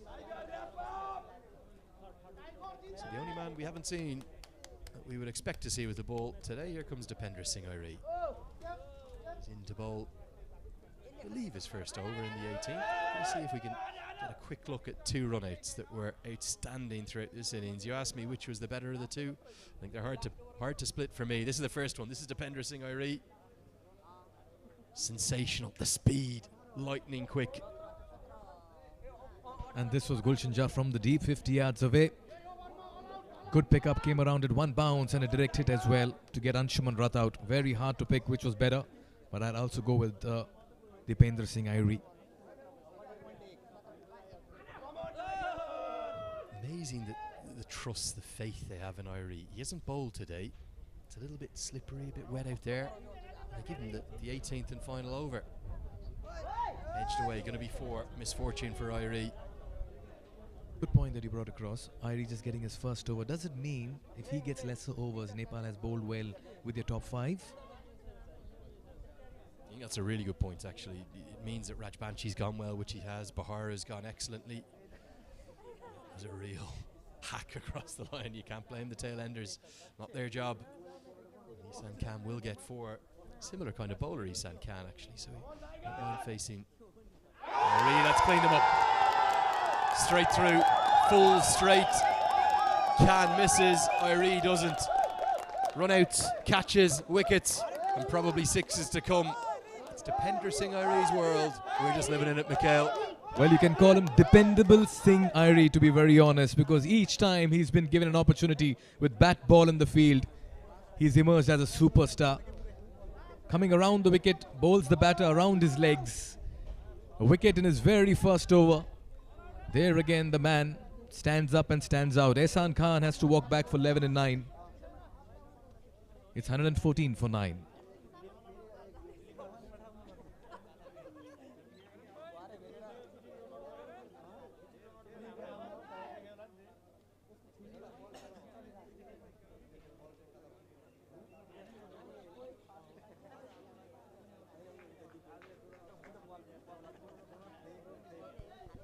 Number 11 to the crease, Dhananjay Rao. He's an LBW candidate, he's a bowl candidate, it's 2 and 2. Okay, come on Hong Kong, send out number 12, give Dipendra Singh the chance at the hat-trick. I jest, of course. Hong Kong have been rolled out, much to the delight of Nepal's fans. All out for 114. An outstanding bowling and fielding performance from the men from the Himalayas. All the bowlers have been amongst wickets. Hong Kong, China have had no answers to the kind of discipline Nepal has shown in the middle. They've been bowled out for 114 in the final over. Dipendra Singh with his second wicket. 2 bowls for him. What a star he is with the ball. Hong Kong, China have capitulated in an all-important game. Dhananjay Chetan Rao playing across the line, only to see his stumps shattered. This has been an impeccable performance in the field by Nepal.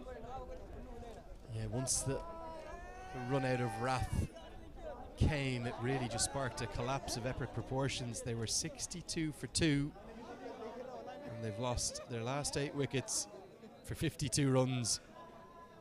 Brilliant bowling from Lalit Rajbanshi, Abhinesh Bahara, and then Dipendra Singh applying the icing to the cake. That's as close to as complete a fielding and bowling performance we've seen maybe from any team in the competition. Sensational, quite brilliant from Nepal. They are, well, cruising through the gears. They've into 3rd, into 4th gear, and they're cruising towards a semi-final spot if they can get this 115 runs that they require.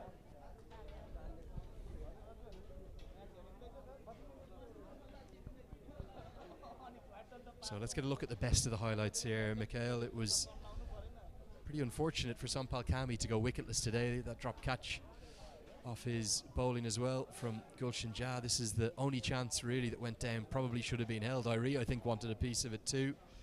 But then Karen KC, well, he got into the act, picking up the big wicket of Martin Coetzee, who was caught by Asif Sheikh for just 8. And there was some runs, 1 boundary for Nizakat Khan, and some good stylish strokes from Anshuman Rath.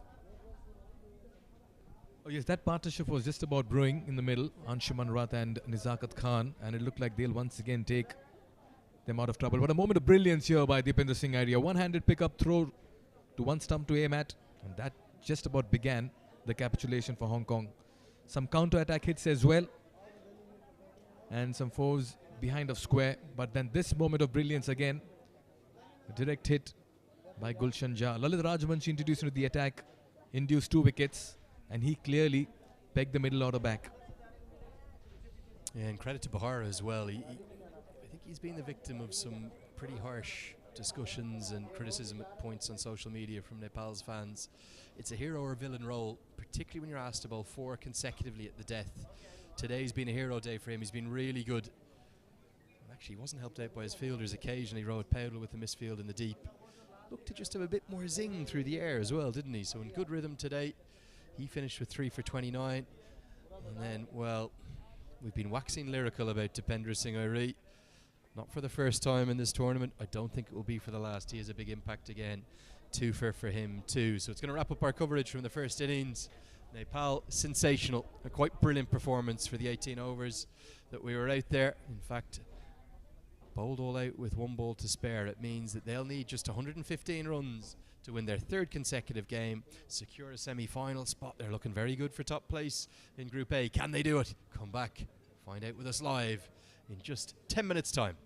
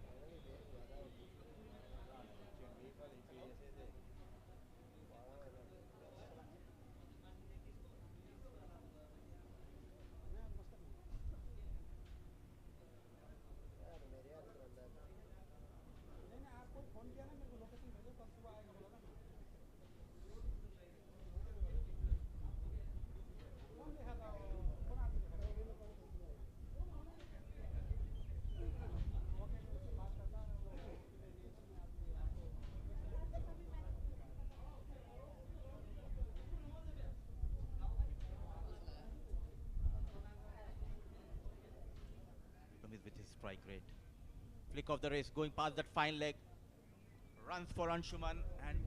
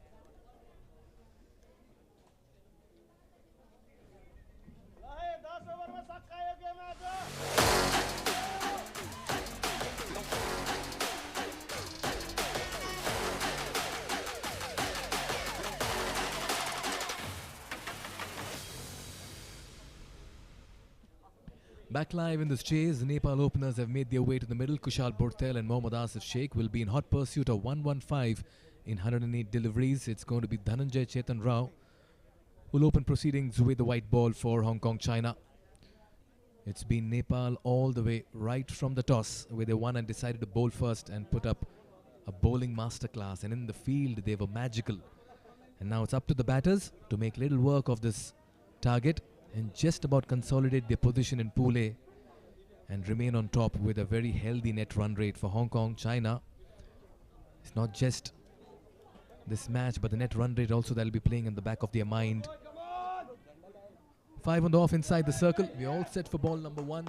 There's a deep square leg. Long gone. And a short mid-wicket in place. Just the right time to introduce and welcome my co-commentator, Andrew Leonard. Yeah, very good morning. Good afternoon now, isn't it, Mikhail? Nepal exceptional in the first innings, probably the best they've been out of the 5 innings we've seen them playing thus far. But they've had a few problems at the top of the order. I know Asif Sheikh made 50 the other day. Kushal Bertel is not in the form that he would like. They'll look to put a few of those just concerns. They're not massive concerns, just slight concerns to bed today. in a good chase to make it 3 from 3 and set them on the path to the semi-finals.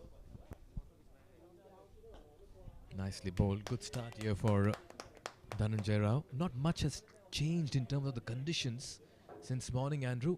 Still overcast, still very windy out here, and the ball is doing a bit.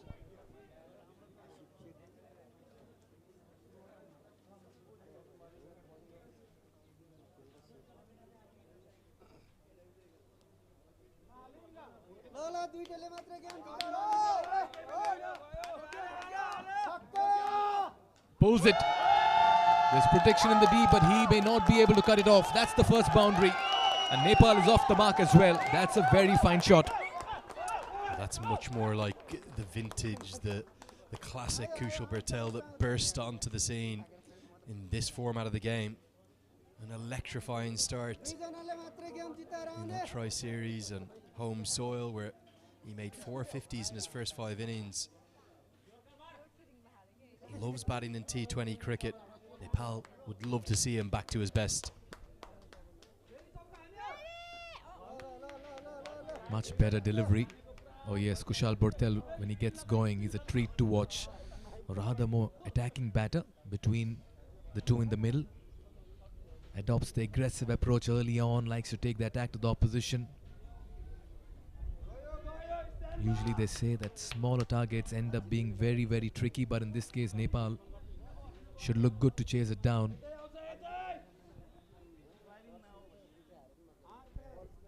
Flicked away, and what a shot that is. That will go the distance. Kushal Bertel is teeing off in fine style. Well, that's one of his favourite strokes, another trademark shot for him. It's the flick. This is the wrong line. I have to say, I really like the potential this left-arm seamer possesses for Hong Kong, but he's just bowled the wrong line consistently yesterday and now today. He got torn apart at points in helpful conditions yesterday against Saudi Arabia. And Dhananjay Rao is not learning his lessons. Cannot bowl with the ball consistently pitching outside the line of leg stump. Too easy for a batter of Bertel's class. Well, he's mixing brilliance with mediocrity in the ball over there, Dhananjay. One good ball, one poor delivery. End of a very fine over for Nepal. 11 for 1 after over number 1. Your pardon, 11 for none.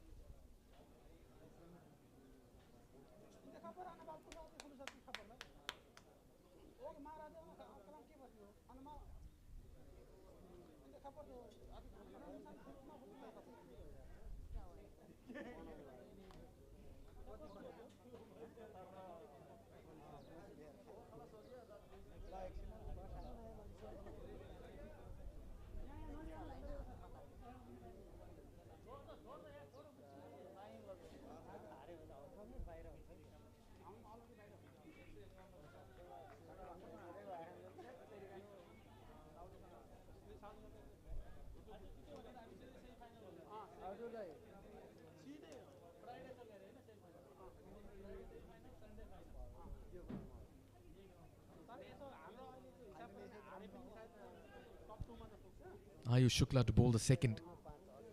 Asif on strike. He'll be playing his first delivery. Nicely worked away. He's off the mark with a single. He can do that all day. He's pushing for the second. A little bit of a fumble, and that's very good running. Okay, there you are. One ball sums up the difference between the two teams. That in the first innings would have been a single that would have been jogged. Sheikh, from his first delivery, as soon as he makes contact with the ball, he immediately sprints as fast as he can to put pressure onto the fielder. It forces a little fumble. He sees the fumble, he sprints back for 2. Turning 1s into 2s in T20 cricket, it's massive.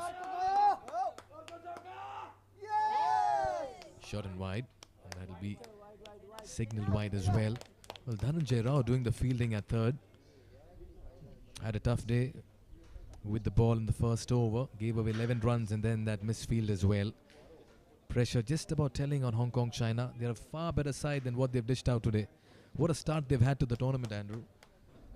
200 runs with a bat.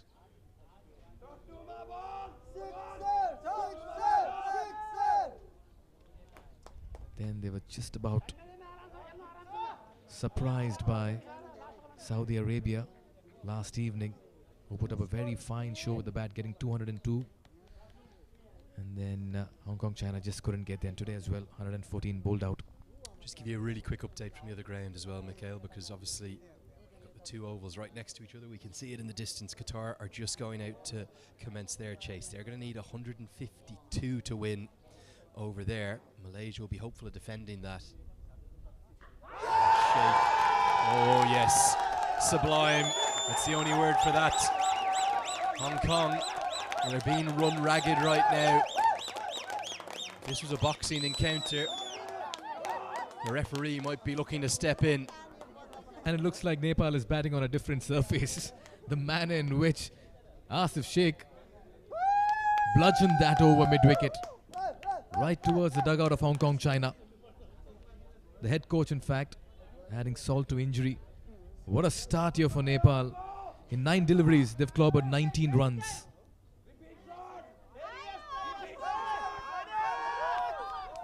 Slow delivery, change of pace. You need an Irie there, but very good running between the wickets. Yeah, just a different approach, isn't it? There's a different intent. There's Simon Willis. He really isn't happy, is he? Right next to the Nepal dugout, and he actually nearly got clipped by an Asif Sheikh 6 there. I don't think that would have helped his mood at all. Really good pull shot. Look at this. So very nearly went down in behind there. You can't quite see it. And out it came. Willis not pleased.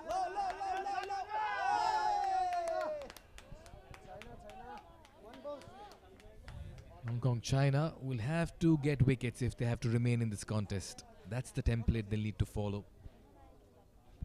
And Nepal, if the top order, particularly the openers, can stitch a partnership, they would have practically ticked all boxes going into the semis.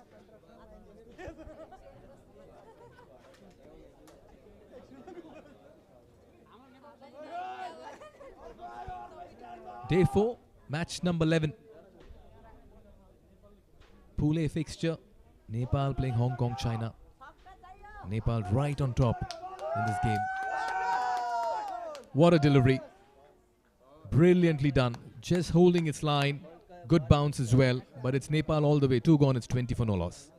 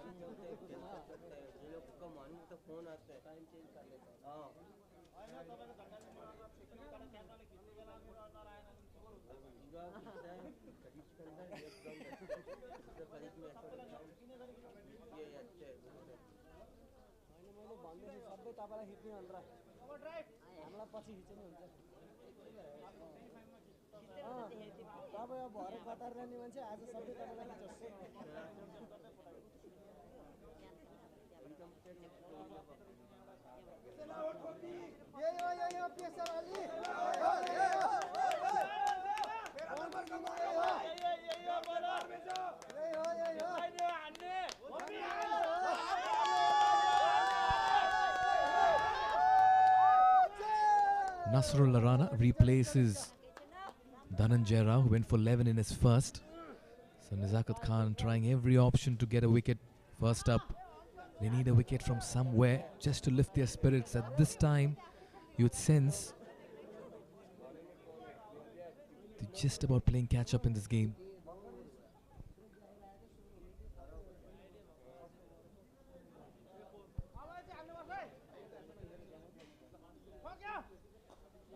Flicked away.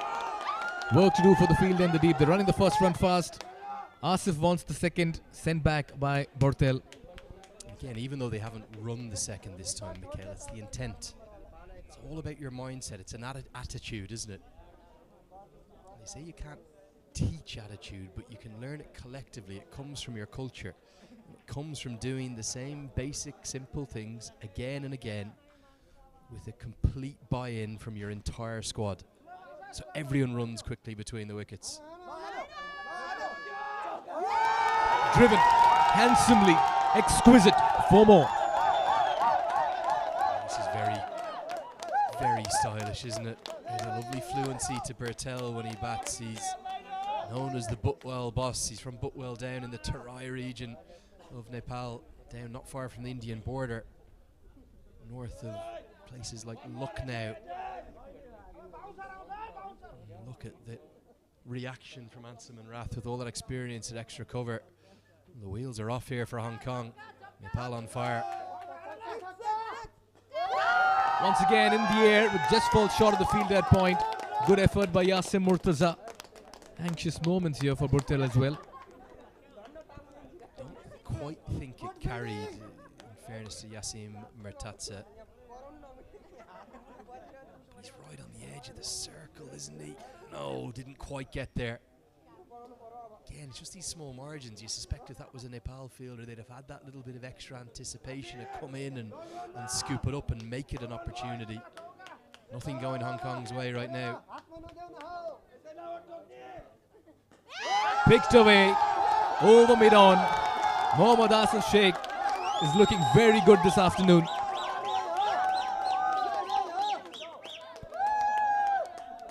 Really impressive. Sheikh at points 48 hours ago was poor, wasn't he? He was dropped on 2. He was dismissed off a no ball that was only subsequently discovered by our third umpire technology, the replay on 2. And then he was dropped again on 2. He had 3 lives within 2 overs, all off Mohammad Ikramullah. But he parlayed that into a 50. Sometimes you need those little breaks, don't you, to get yourself into form. This time it's been picked away behind backward of square, and it goes for a maximum. Nepal calling the shots, Asif Sheikh dominating, and they race to 36 for no loss in 3 overs.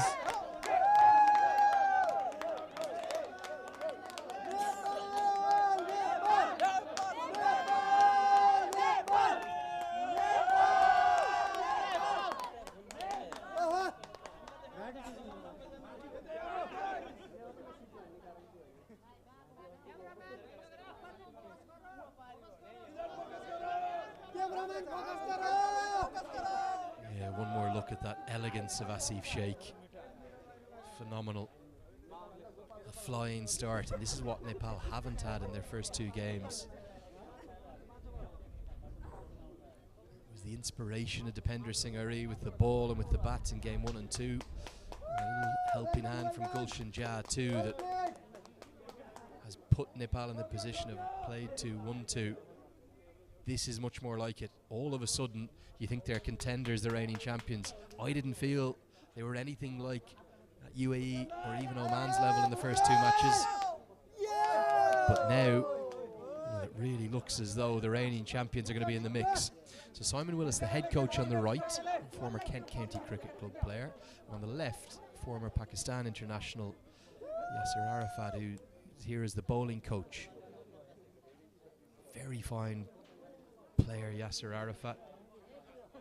Still plays a bit of club cricket, would you believe, in Sussex, where he spends his summers. Spent a lot of time at Surrey and Sussex in the county game. Right now, they don't know where it's all going wrong. And Simon Willis is having a look over his shoulder. He's hoping that Qatar can help him out.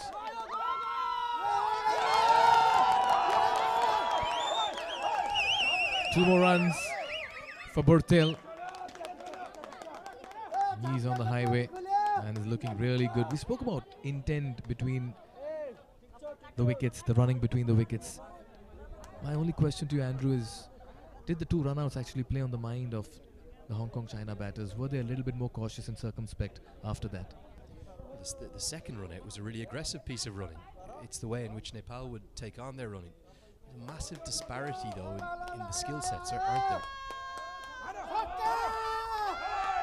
Nepal as a fielding team are, well, they're a different league to this Hong Kong side. Hong Kong are fighting out there, they're battling, they're trying to show something. And that, for me, will come down to 2 things. One, this entire Nepal setup is fully professional. They're training day in, day out. Just took up a little video on my social media the day after Dipender Singh Ari hit those 6 sixes. He bowled 4 overs, he'd taken a run out in the game as well. He'd picked up wickets, he'd made history.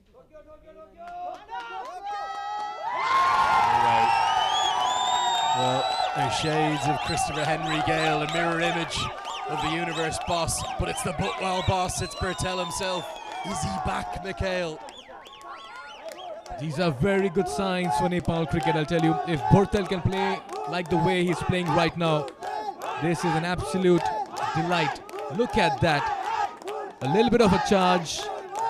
Gets to the pitch of the ball, plays that over the cow corner region. In complete control of proceedings. And they're having a whale of a time, the Nepal fans. Loving every second, aren't they, Mikhail? There again, goes over mid-on. A half-hearted shot, but he'll fetch 4 more. 10 runs in 2 deliveries.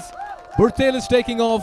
Nepal are almost getting to 50 as well. Well, this is sensational. It's an absolute blitzkrieg, isn't it? They're being blown away here. Just missed it live, but it's almost a little short-arm jab, isn't it?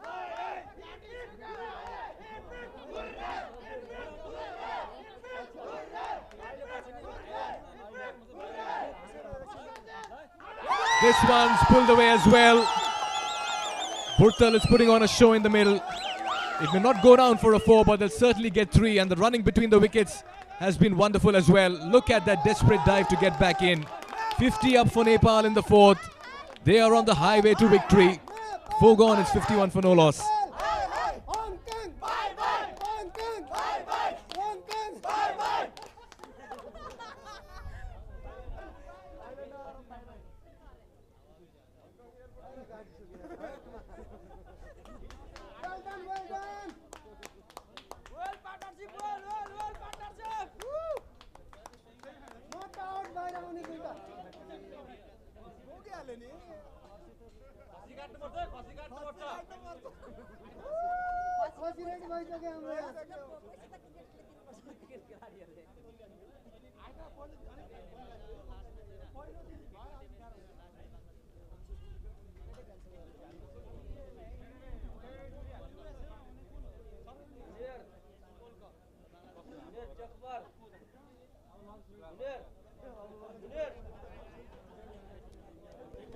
So let's look at the points table. Just wanted to touch on this, Mikhail, because the reality is, if Hong Kong go down to a heavy defeat here, it won't just be a win they'll need. It'll be a massive win. It could be a 100-plus run victory they'll need in their last game. Hong Kong, inside 24 hours, as you rightly pointed out earlier, afternoon game yesterday, morning game today, they could be playing their way out of contention. Oh yes, it's very hard to be in that Hong Kong-China dugout right now. Look at that. Qatar, if they put it past Malaysia, they'll certainly help Hong Kong-China's chances. Oh, look at that. Makes room for himself. Another 6. Nepal is dealing in home runs in the middle. They're in a hurry to get to 115, and Hong Kong-China are left clueless. The home run's a good word to use, I'll tell you why. That's where they're headed. They're gone to America. They'll be starting their first World Cup in a decade in Texas, of all places, against the Netherlands. If they bat like this with home runs aplenty, well, they could be picking up wins in that World Cup. It's up towards their fans. They are loving every second of this. There again, goes over the field this time. Still in the power plays. From one side it's been Bertel, and from the other side it's been Asif Sheikh. No respite for the Hong Kong-China bowlers. And it's Yasser Arafat himself who was to do the fielding. Well, I said if this was a boxing bout, the referee might be looking to stop it. I think the white towel's going to be thrown in by the Hong Kong coaching staff now. This game is over. It's done. It's dusted. Nepal are simply blowing their opposition away. I'll tell you, they're making a statement too. UAE will be watching this. Oman will be looking in. And all of a sudden, the reigning champions, they didn't look very good in their first 2. They're looking $1 million out there now. Cut away. Makes room for himself. Asif Sheikh has taken a liking to Ehsan Khan, treating him with utter disdain. Runs are coming thick and fast. Nepal unstoppable in their pursuit of 115.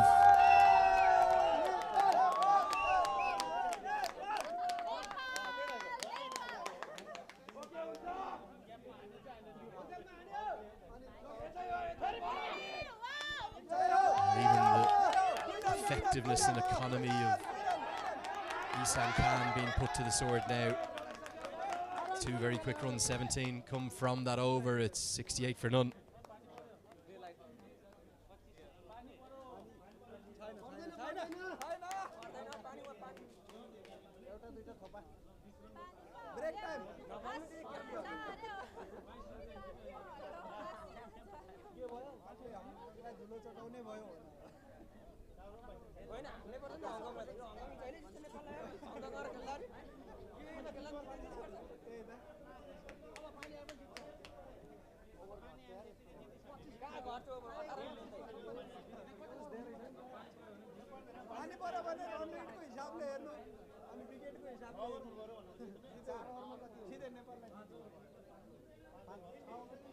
It's been a one-sided contest so far. Nepal chasing 115, a 68 for no loss. They need 47 in 78. Not just the 2 points, but the net run rate of Nepal as well will receive a massive boost. Nizakat Khan trying every option available to him. Yasim Murtaza with his left arm orthodox now comes in. Andrew, it's been an absolute delight to watch the Nepal batters. This is more like it, isn't it? They've run them to death with 1s and 2s. And now for the first time, the 2 openers, again, it's been a little bit of a hot topic on Nepal's social media. Not the fact that the scores have been a bit low, which they have, but just a bit of a lack of intent in the first 6. The first 6, or in this case the first 5, are so important. You have to take on those shots. You're going to think of a second here, they'll turn it down probably just as well. There's been probably treble, quadruple the number of aggressive shots attempted, and credit to Bertel and Sheikh, also implemented really effectively. A sensational opening partnership.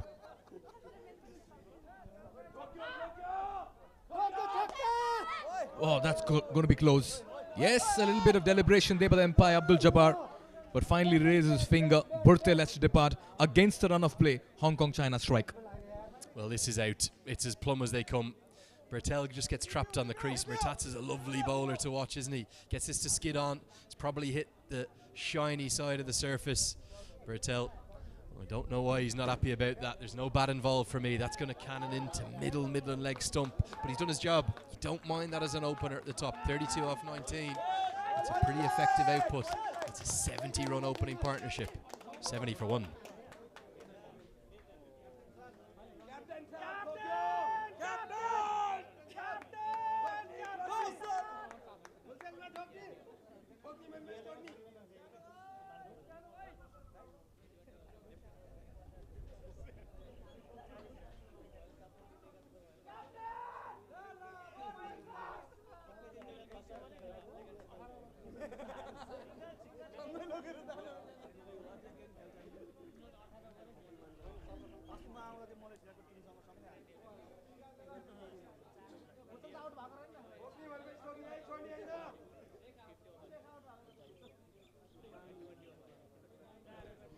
Rohit Paudel, the captain of Nepal, he's come to the crease because of the dismissal of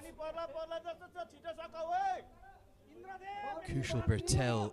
Didn't seem pleased with the LBW decision. I thought it was absolutely plumb on first viewing. Paudel gets off the mark immediately with a sweep. Was he trying to indicate there might have been bat involved? Didn't feel that way at first. Take a look at that once again. Wrapped on the back foot. And that bat as well was hanging behind, and then Kushal Bertel not quite pleased with that decision. Back live. The ball tracking is hitting middle. It's impact in line with middle stump, hitting middle. The only question is, did Bertel feel as though he got a feather of an outside edge? I didn't think so. Nor did the umpire or the bowler as well. That was crashing into middle actually. Good over this by Yasim Murtaza. A wicket and 4 runs. It's been a fine start for him. 6 gone at 72 for 1.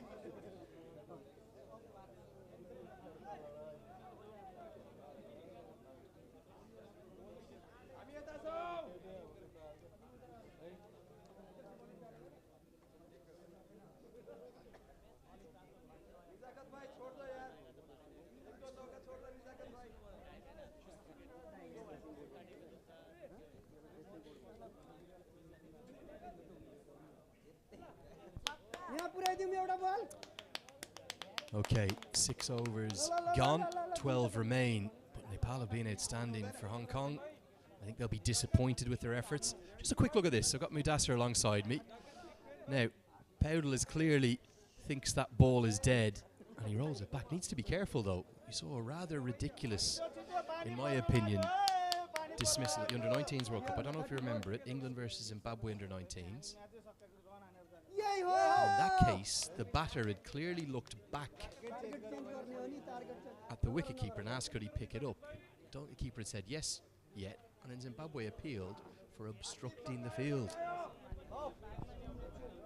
And here, Murtaza showing everyone, still it's a gentleman's game. And good to see, he did not went with that appeal. Back of length, fumble from Ayush Shukla. They're going at 12 runs per over, but at the same time, credit should be given to Murtaza. I couldn't agree more with you and the keeper, Zishan Ali. Ultimately, it is a gentleman's game. It's the spirit of cricket we play the sport under. That's what we always encourage fans to read, actually. It's the preamble to the laws of the game. You can go onto the MCC website and have a look at it. It's a more inclusive, a more diverse game these days. It's brilliant to see the number of women and girls getting involved in the sport. The women's game more strong than ever. It's a women's game as well as a gentleman's game too. Now, has he taken this? Yes, he has. A big twist in the game. It's Isan Khan. He'll never stop fighting. And what a good catch this is off his own bowling. Murtaza has won. Now Khan is the second. One more time, the batsman on the back foot and a good catch taken by Isan Khan. Bit low, putting that full dive. And back-to-back wickets, quick wickets going down. Both the openers back in the hut. A good knock from Asif Sheikh, 40 of just 18 with the help of 3 fours and 3 maximums. 76 for the loss of 2.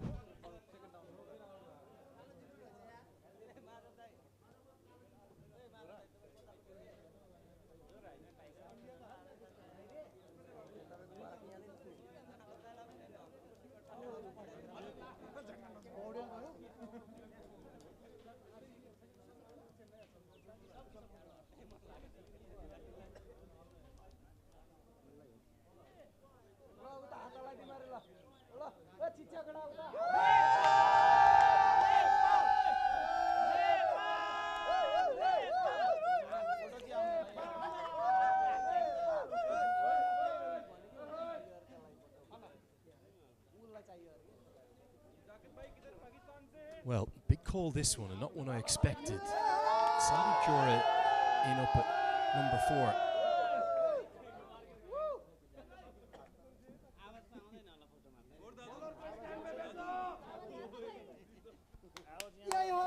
Beaten outside the off stump immediately. End of the 7th, really good over from Isan Khan. What a bowler he is. 7 bowled, 76 for 2.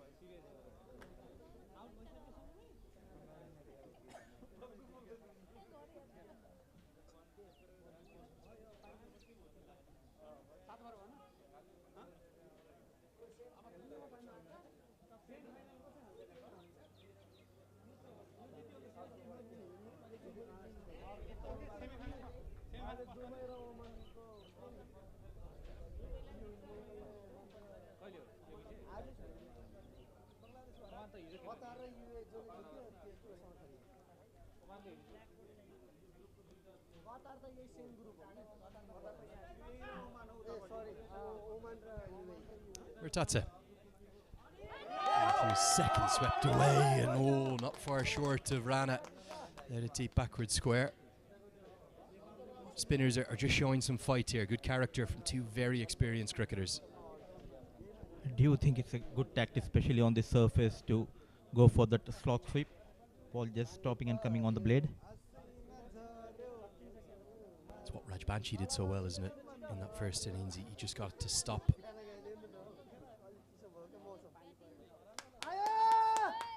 For Sandeep Johra, I wonder, is Monty Desai trying to get some batting time into some of his team ahead of the rest of the contest? He actually thinks this game is done. Now, Murtaza and Khan will keep fighting. They'll keep looking for wickets and also try to narrow that net run rate deficit. But I think he sent Johra out here, not in terms of ruthlessness. There's a little bit of a mix-up. Oh, this could be close with a direct hit. The umpire doesn't want to go up. If they wanted to ice this game, it would have been Gulshan Jha or it would have been Kushal Malla in at 4. Instead, they want to get some batting time into someone who's just been a little bit shy of runs of late. A good decision, I would say. They are in a strong position now, just 38 needed from 63 balls. And it's a good chance for someone like Sandeep to play a few balls, get some runs, get that confidence in his batting.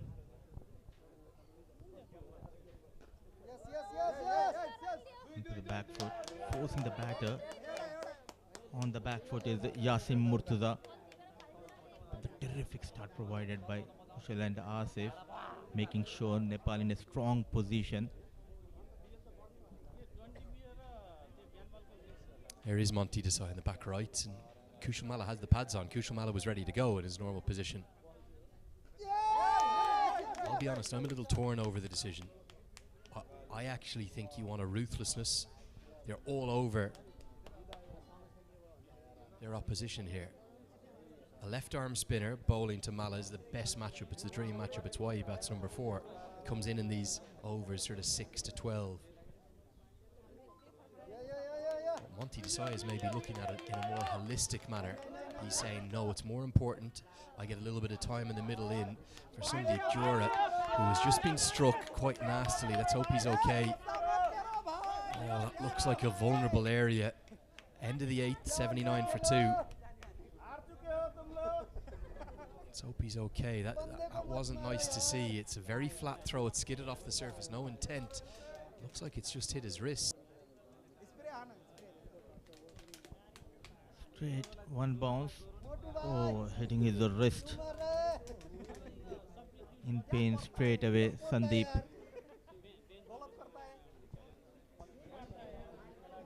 Straight away, the physio is on the ground. And one more question to you, Andrew. Does this really magic spray works quickly? I don't think so. I think that's a myth of days gone by. I just hope he's okay, because that can be... Looks like his wrist is okay. You can see where the gloves are. You've got good protection kind of all the way down to the entrance to your hand, but I thought it actually struck what can be a vulnerable area, and it was a very powerful throw from Murtaza too. So yeah, I think what Monty Desai is saying is, I know that I'm going to need Sandeep Johra at some point in the semis and final. This isn't an indication for me that he's going to bat 4 in the rest of the tournament. But what they're saying is, we know he's a little shy of runs, and we feel it's more important for him to get a 15 not out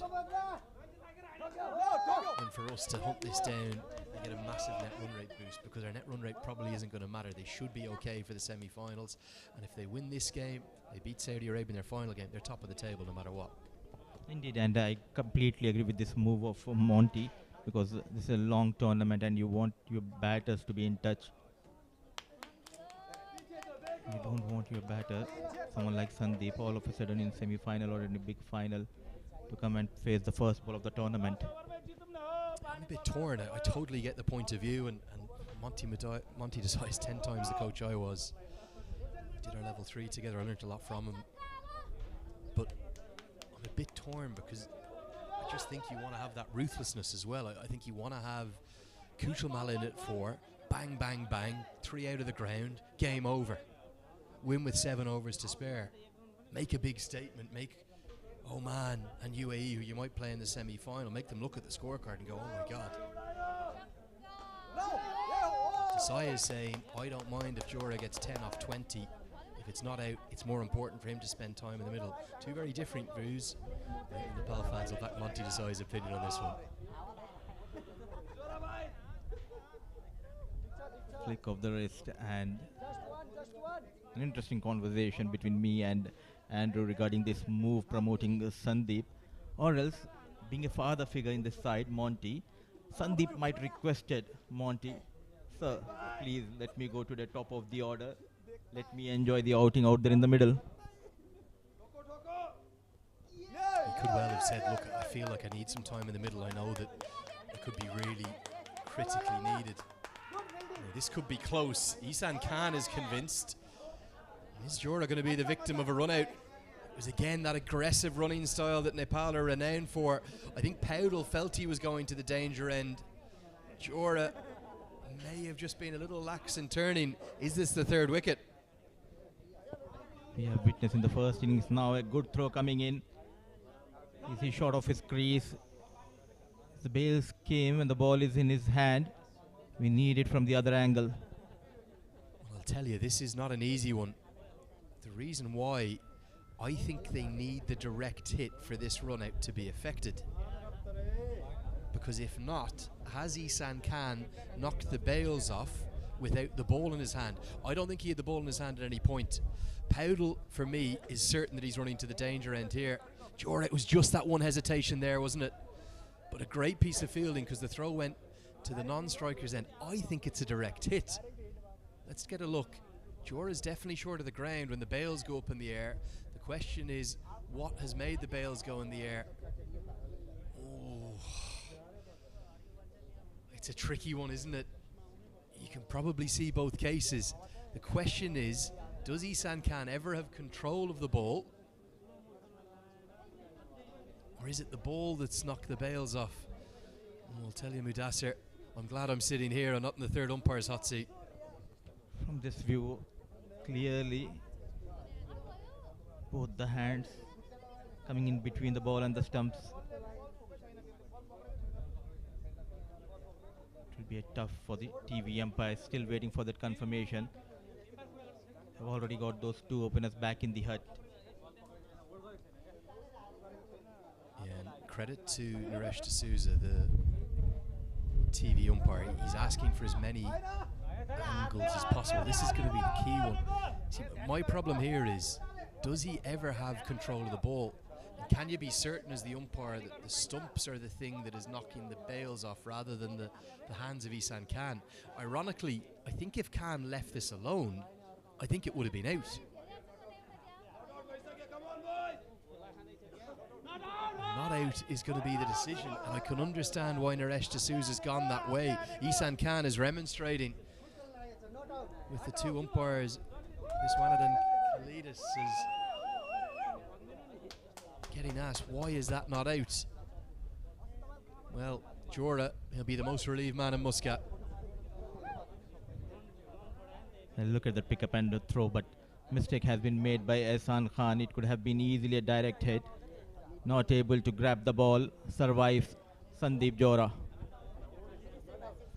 There was no intent from Ihsan Khan either. It's important to say that. He was just trying to, he would have felt the ball in his hands. He would have felt as though he flicked it onto the stumps. I think given the angles we had, probably the fair decision, even though very, very technically maybe Ihsan Khan might have had a case. Either way, Jora will take a big sigh of relief. We've had the drinks break in between because that decision took a while to get to. Nepal, they need 30 more at the halfway stage in terms of overs bowled. It's an 18 overs per side contest, and this has been a really comprehensive performance. Absolutely. A dominating performance we have seen in the first innings from the bowlers and from the fielders of Nepal. Now the batters doing a pretty good job. Both the openers laid that foundation. At the end of 6 overs, Nepal was 72 for the loss of 1. Now taking their own time, Rohit and Sandeep. Quick single has been taken. So overall, we're witnessing good piece of cricket and great camera work done by our camera team. Really good innovation from the ACC team to actually say, we have the technology, let's use it for the line decisions. You're going to get more decisions right than wrong with it, aren't you? Run-outs and stumping, so difficult. Edged away, fortune here for Jora. The first stroke of aggression is hit in his innings. He's going to get 4, but not where he intended it. Sometimes these kind of shots get you that confidence in your batting. Thick outside edge, going past that short third man, playing it away from the body. Lucky runs, but he will take those 4 runs, Sandeep Johra, and more runs for Nepal. It is defending a small target of 114 or 24 needed of 51 balls. Get one more fielder inside the 30-yard circle. Stop those singles. Build that pressure, let the batter make a mistake here.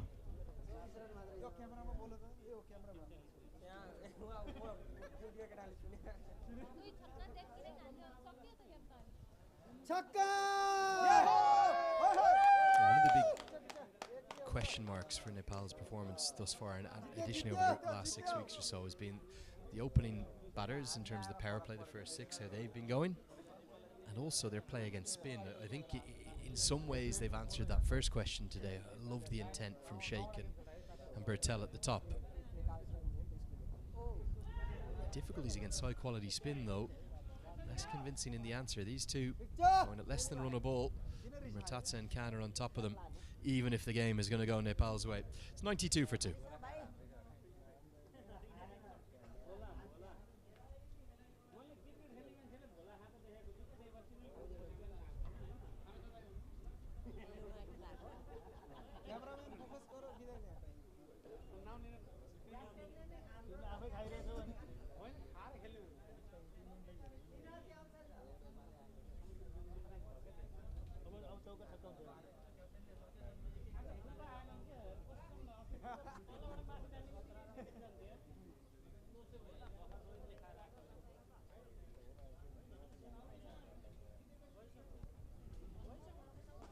Isan Khan into his 4th and final over, ball nicely again, especially given his first over went for 17.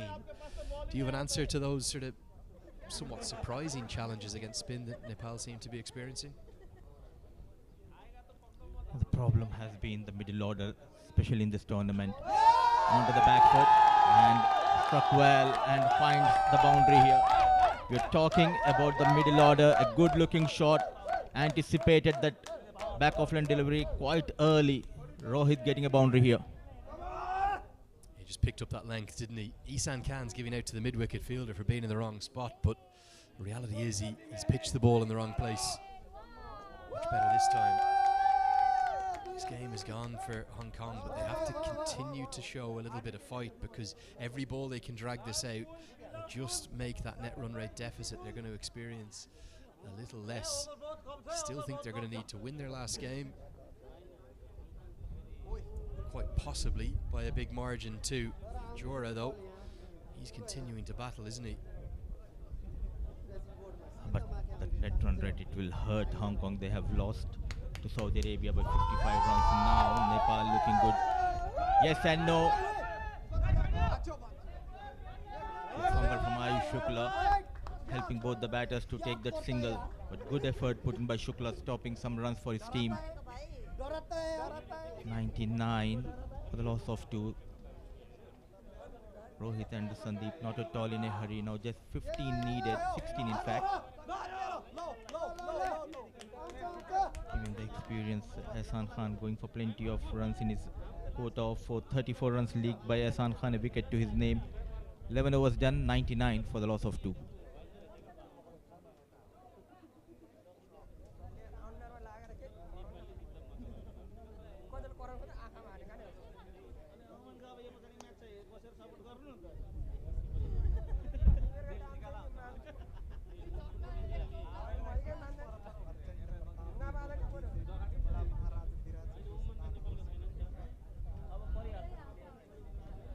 So a good chance to remind you to unlock cricket by downloading the Asian Cricket Council app. Just search for Asian Cricket Council on either the Google Play Store or iOS, and you can download that app for free.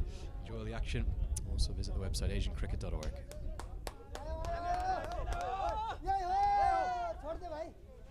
This innings have given Sandeep Johra a boost. Will it do anything to ease some of his critics? He's not really striking the ball particularly well. With that single, 100 comes up for Nepal in 11.1 over. So they have lost a couple of wickets quickly. These two are making sure to stay out there in the middle. Good use of the feet. Playing away from Nizakat Khan. No chance. Good looking shot from Rohit. Yeah, lovely shot. Good use of the feet. It's not easy to come down the track too because he's such a beautiful flight bowler. Yassine Murtaza, and he has it on a string. This time, the foot movement was late. It was right at the point of release, so no adjustment from Murtaza. Again, I think if this ball was in the first innings, the Nepali fielder would have got there. Not a particularly convincing effort from the skipper out at long off. See, that's the control that Murtaza has. Slower this time. This has been maybe, just maybe, the most comprehensive victory of the entire tournament thus far. Hong Kong are taking a hammering here. Absolutely, and we need to keep an eye on the net run rate as well, because it won't help the cause of Hong Kong. Leaking runs, they were a bit sluggish in the field. Batters, they could not get those big scores. The likes of Nizakat, Babar Hayat, Anshuman Rat, even the likes of Martin, Murtuza. Good job done by Nepal bowlers. So the batters doing pretty good job. One more time, swept nicely. 8 runs so far in this over. Just 8 more to win now. It's felt an inevitability since the opening partnership of 70. Credit to Murtaza in particular. He's a beautiful bowler to watch. Very, very skillful. That's a bit more like it. Maybe Monty Desai will say to me, that's why I've sent him out to build his confidence, to nurture my young men. That father figure, he always knows best, doesn't he? Monty Desai, 12 bowled, 113 for 2. Look at that shot, shimmy down the track. Good use of the feet yet again, but this time connects well, goes towards the deep mid-wicket and ends though with the flourish. Just a couple of runs away from sealing the victory here. And it will be a tough day yet again for Hong Kong. Look at this. The reason I wanted to get a look at this really shows the manner of defeat, the scale of this defeat. They've been beaten out of sight. They're going to be beaten with the best part of 6 overs to spare in an 18 overs per side clash. Wickets fell throughout, and those 2 run-outs so critical for the second and for the third wickets. And once Rath was run out, really, Hong Kong never recovered. I do feel a bit for them. I do feel that Mikhail Vaswami's point about 2 games within 24 hours is tough. They played yesterday afternoon. They were very disappointing against Saudi Arabia. And to come back into action this morning and to have the little bit of rain around. But I don't think they'll use that as an excuse, but I just think it's worth noting. It's 2 to win. Shukla returns and Rohit Paudel with a chance to hit the winning runs. He certainly wanted to. Coming back to playing back-to-back games, coming back to the ground in just 24 hours time. They could have seen how Saudi bounced back after losing that game against Malaysia. The very next day they came back into the ground with a positive approach, batted against Hong Kong. They scored 200, they went on to win that game.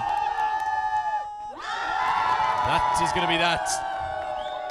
Nepal, well, an exceptional performance of the highest quality, their best of this ACC Premier Cup, no doubt about that. And for me, it's the performance of the tournament.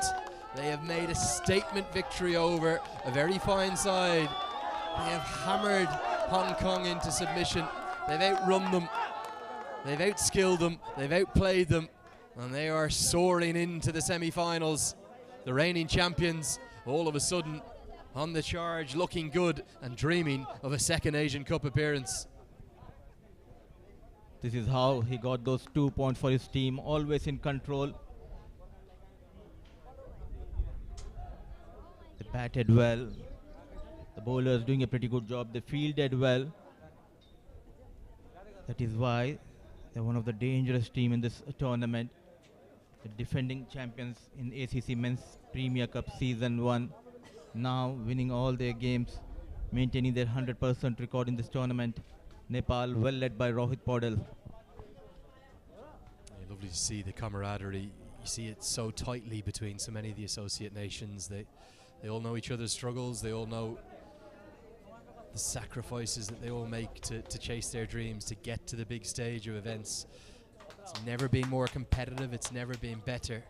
And the likes of Nepal and Namibia, Scotland, the Netherlands, the UAE, the best associates in the world, they are raising the bar of this associate game more so than ever.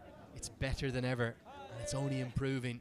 Look at that performance today, exceptional from Nepal. Bertel and Sheikh have found form and also found extreme strike rates. Asif Sheikh over 200. And then what a move. A move of mastery from Monty Desai to say, let's get some batting time into Sandeep Johra. He said he might get 15 not out. He's got 19 not out. He'll be full of confidence walking off. And fittingly, Rohit Powdell hit the winning runs.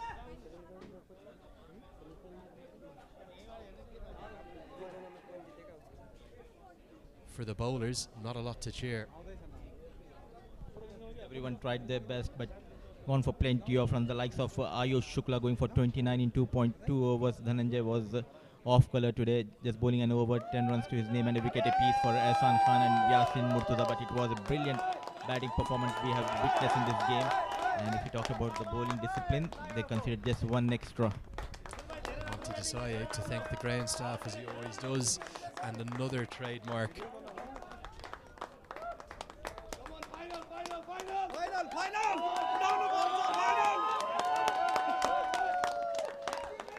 See, maybe just out a shot down to your left as we ready for the post-match. Rohit Powdell running over there. They're all going, they're applauding their fans. Lovely scenes here.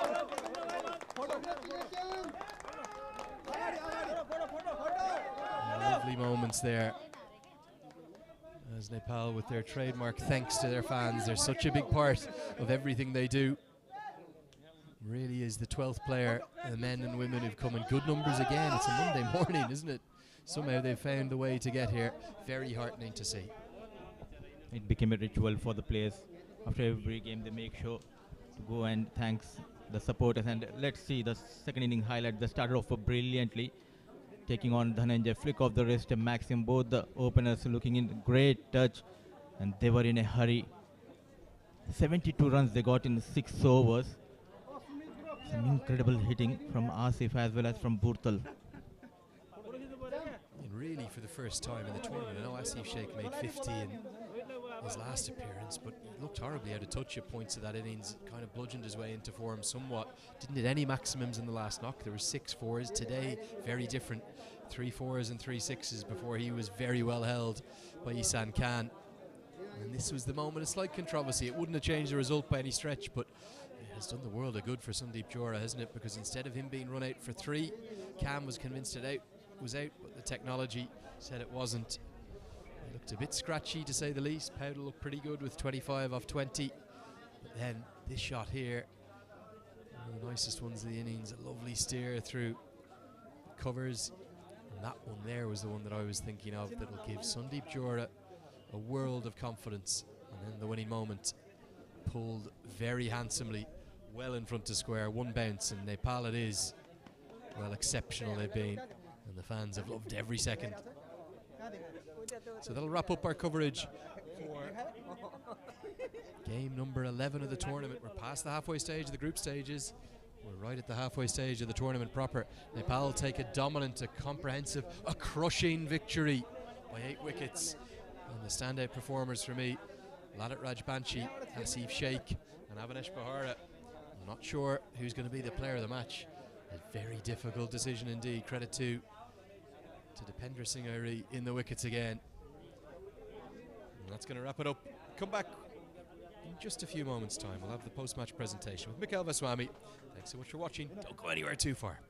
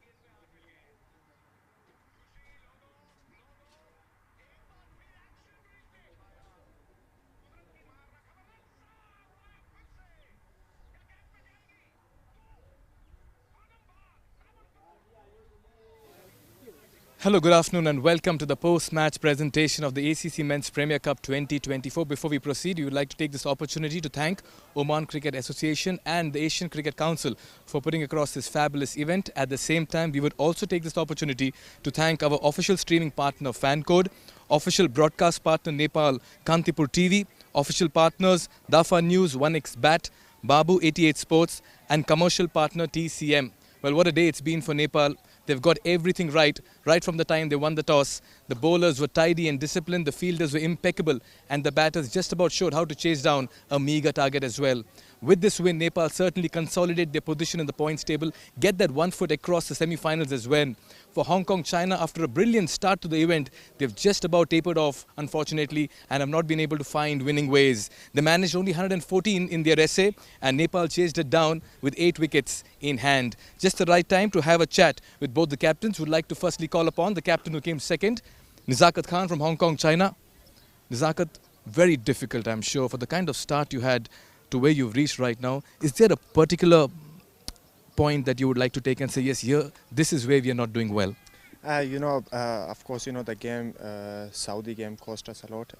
We were not up to the mark, to be honest. And today again, Nepal, they have outlet us in all department, even fielding, those run-outs. Myself and Azaz, that's the turning point, I would say.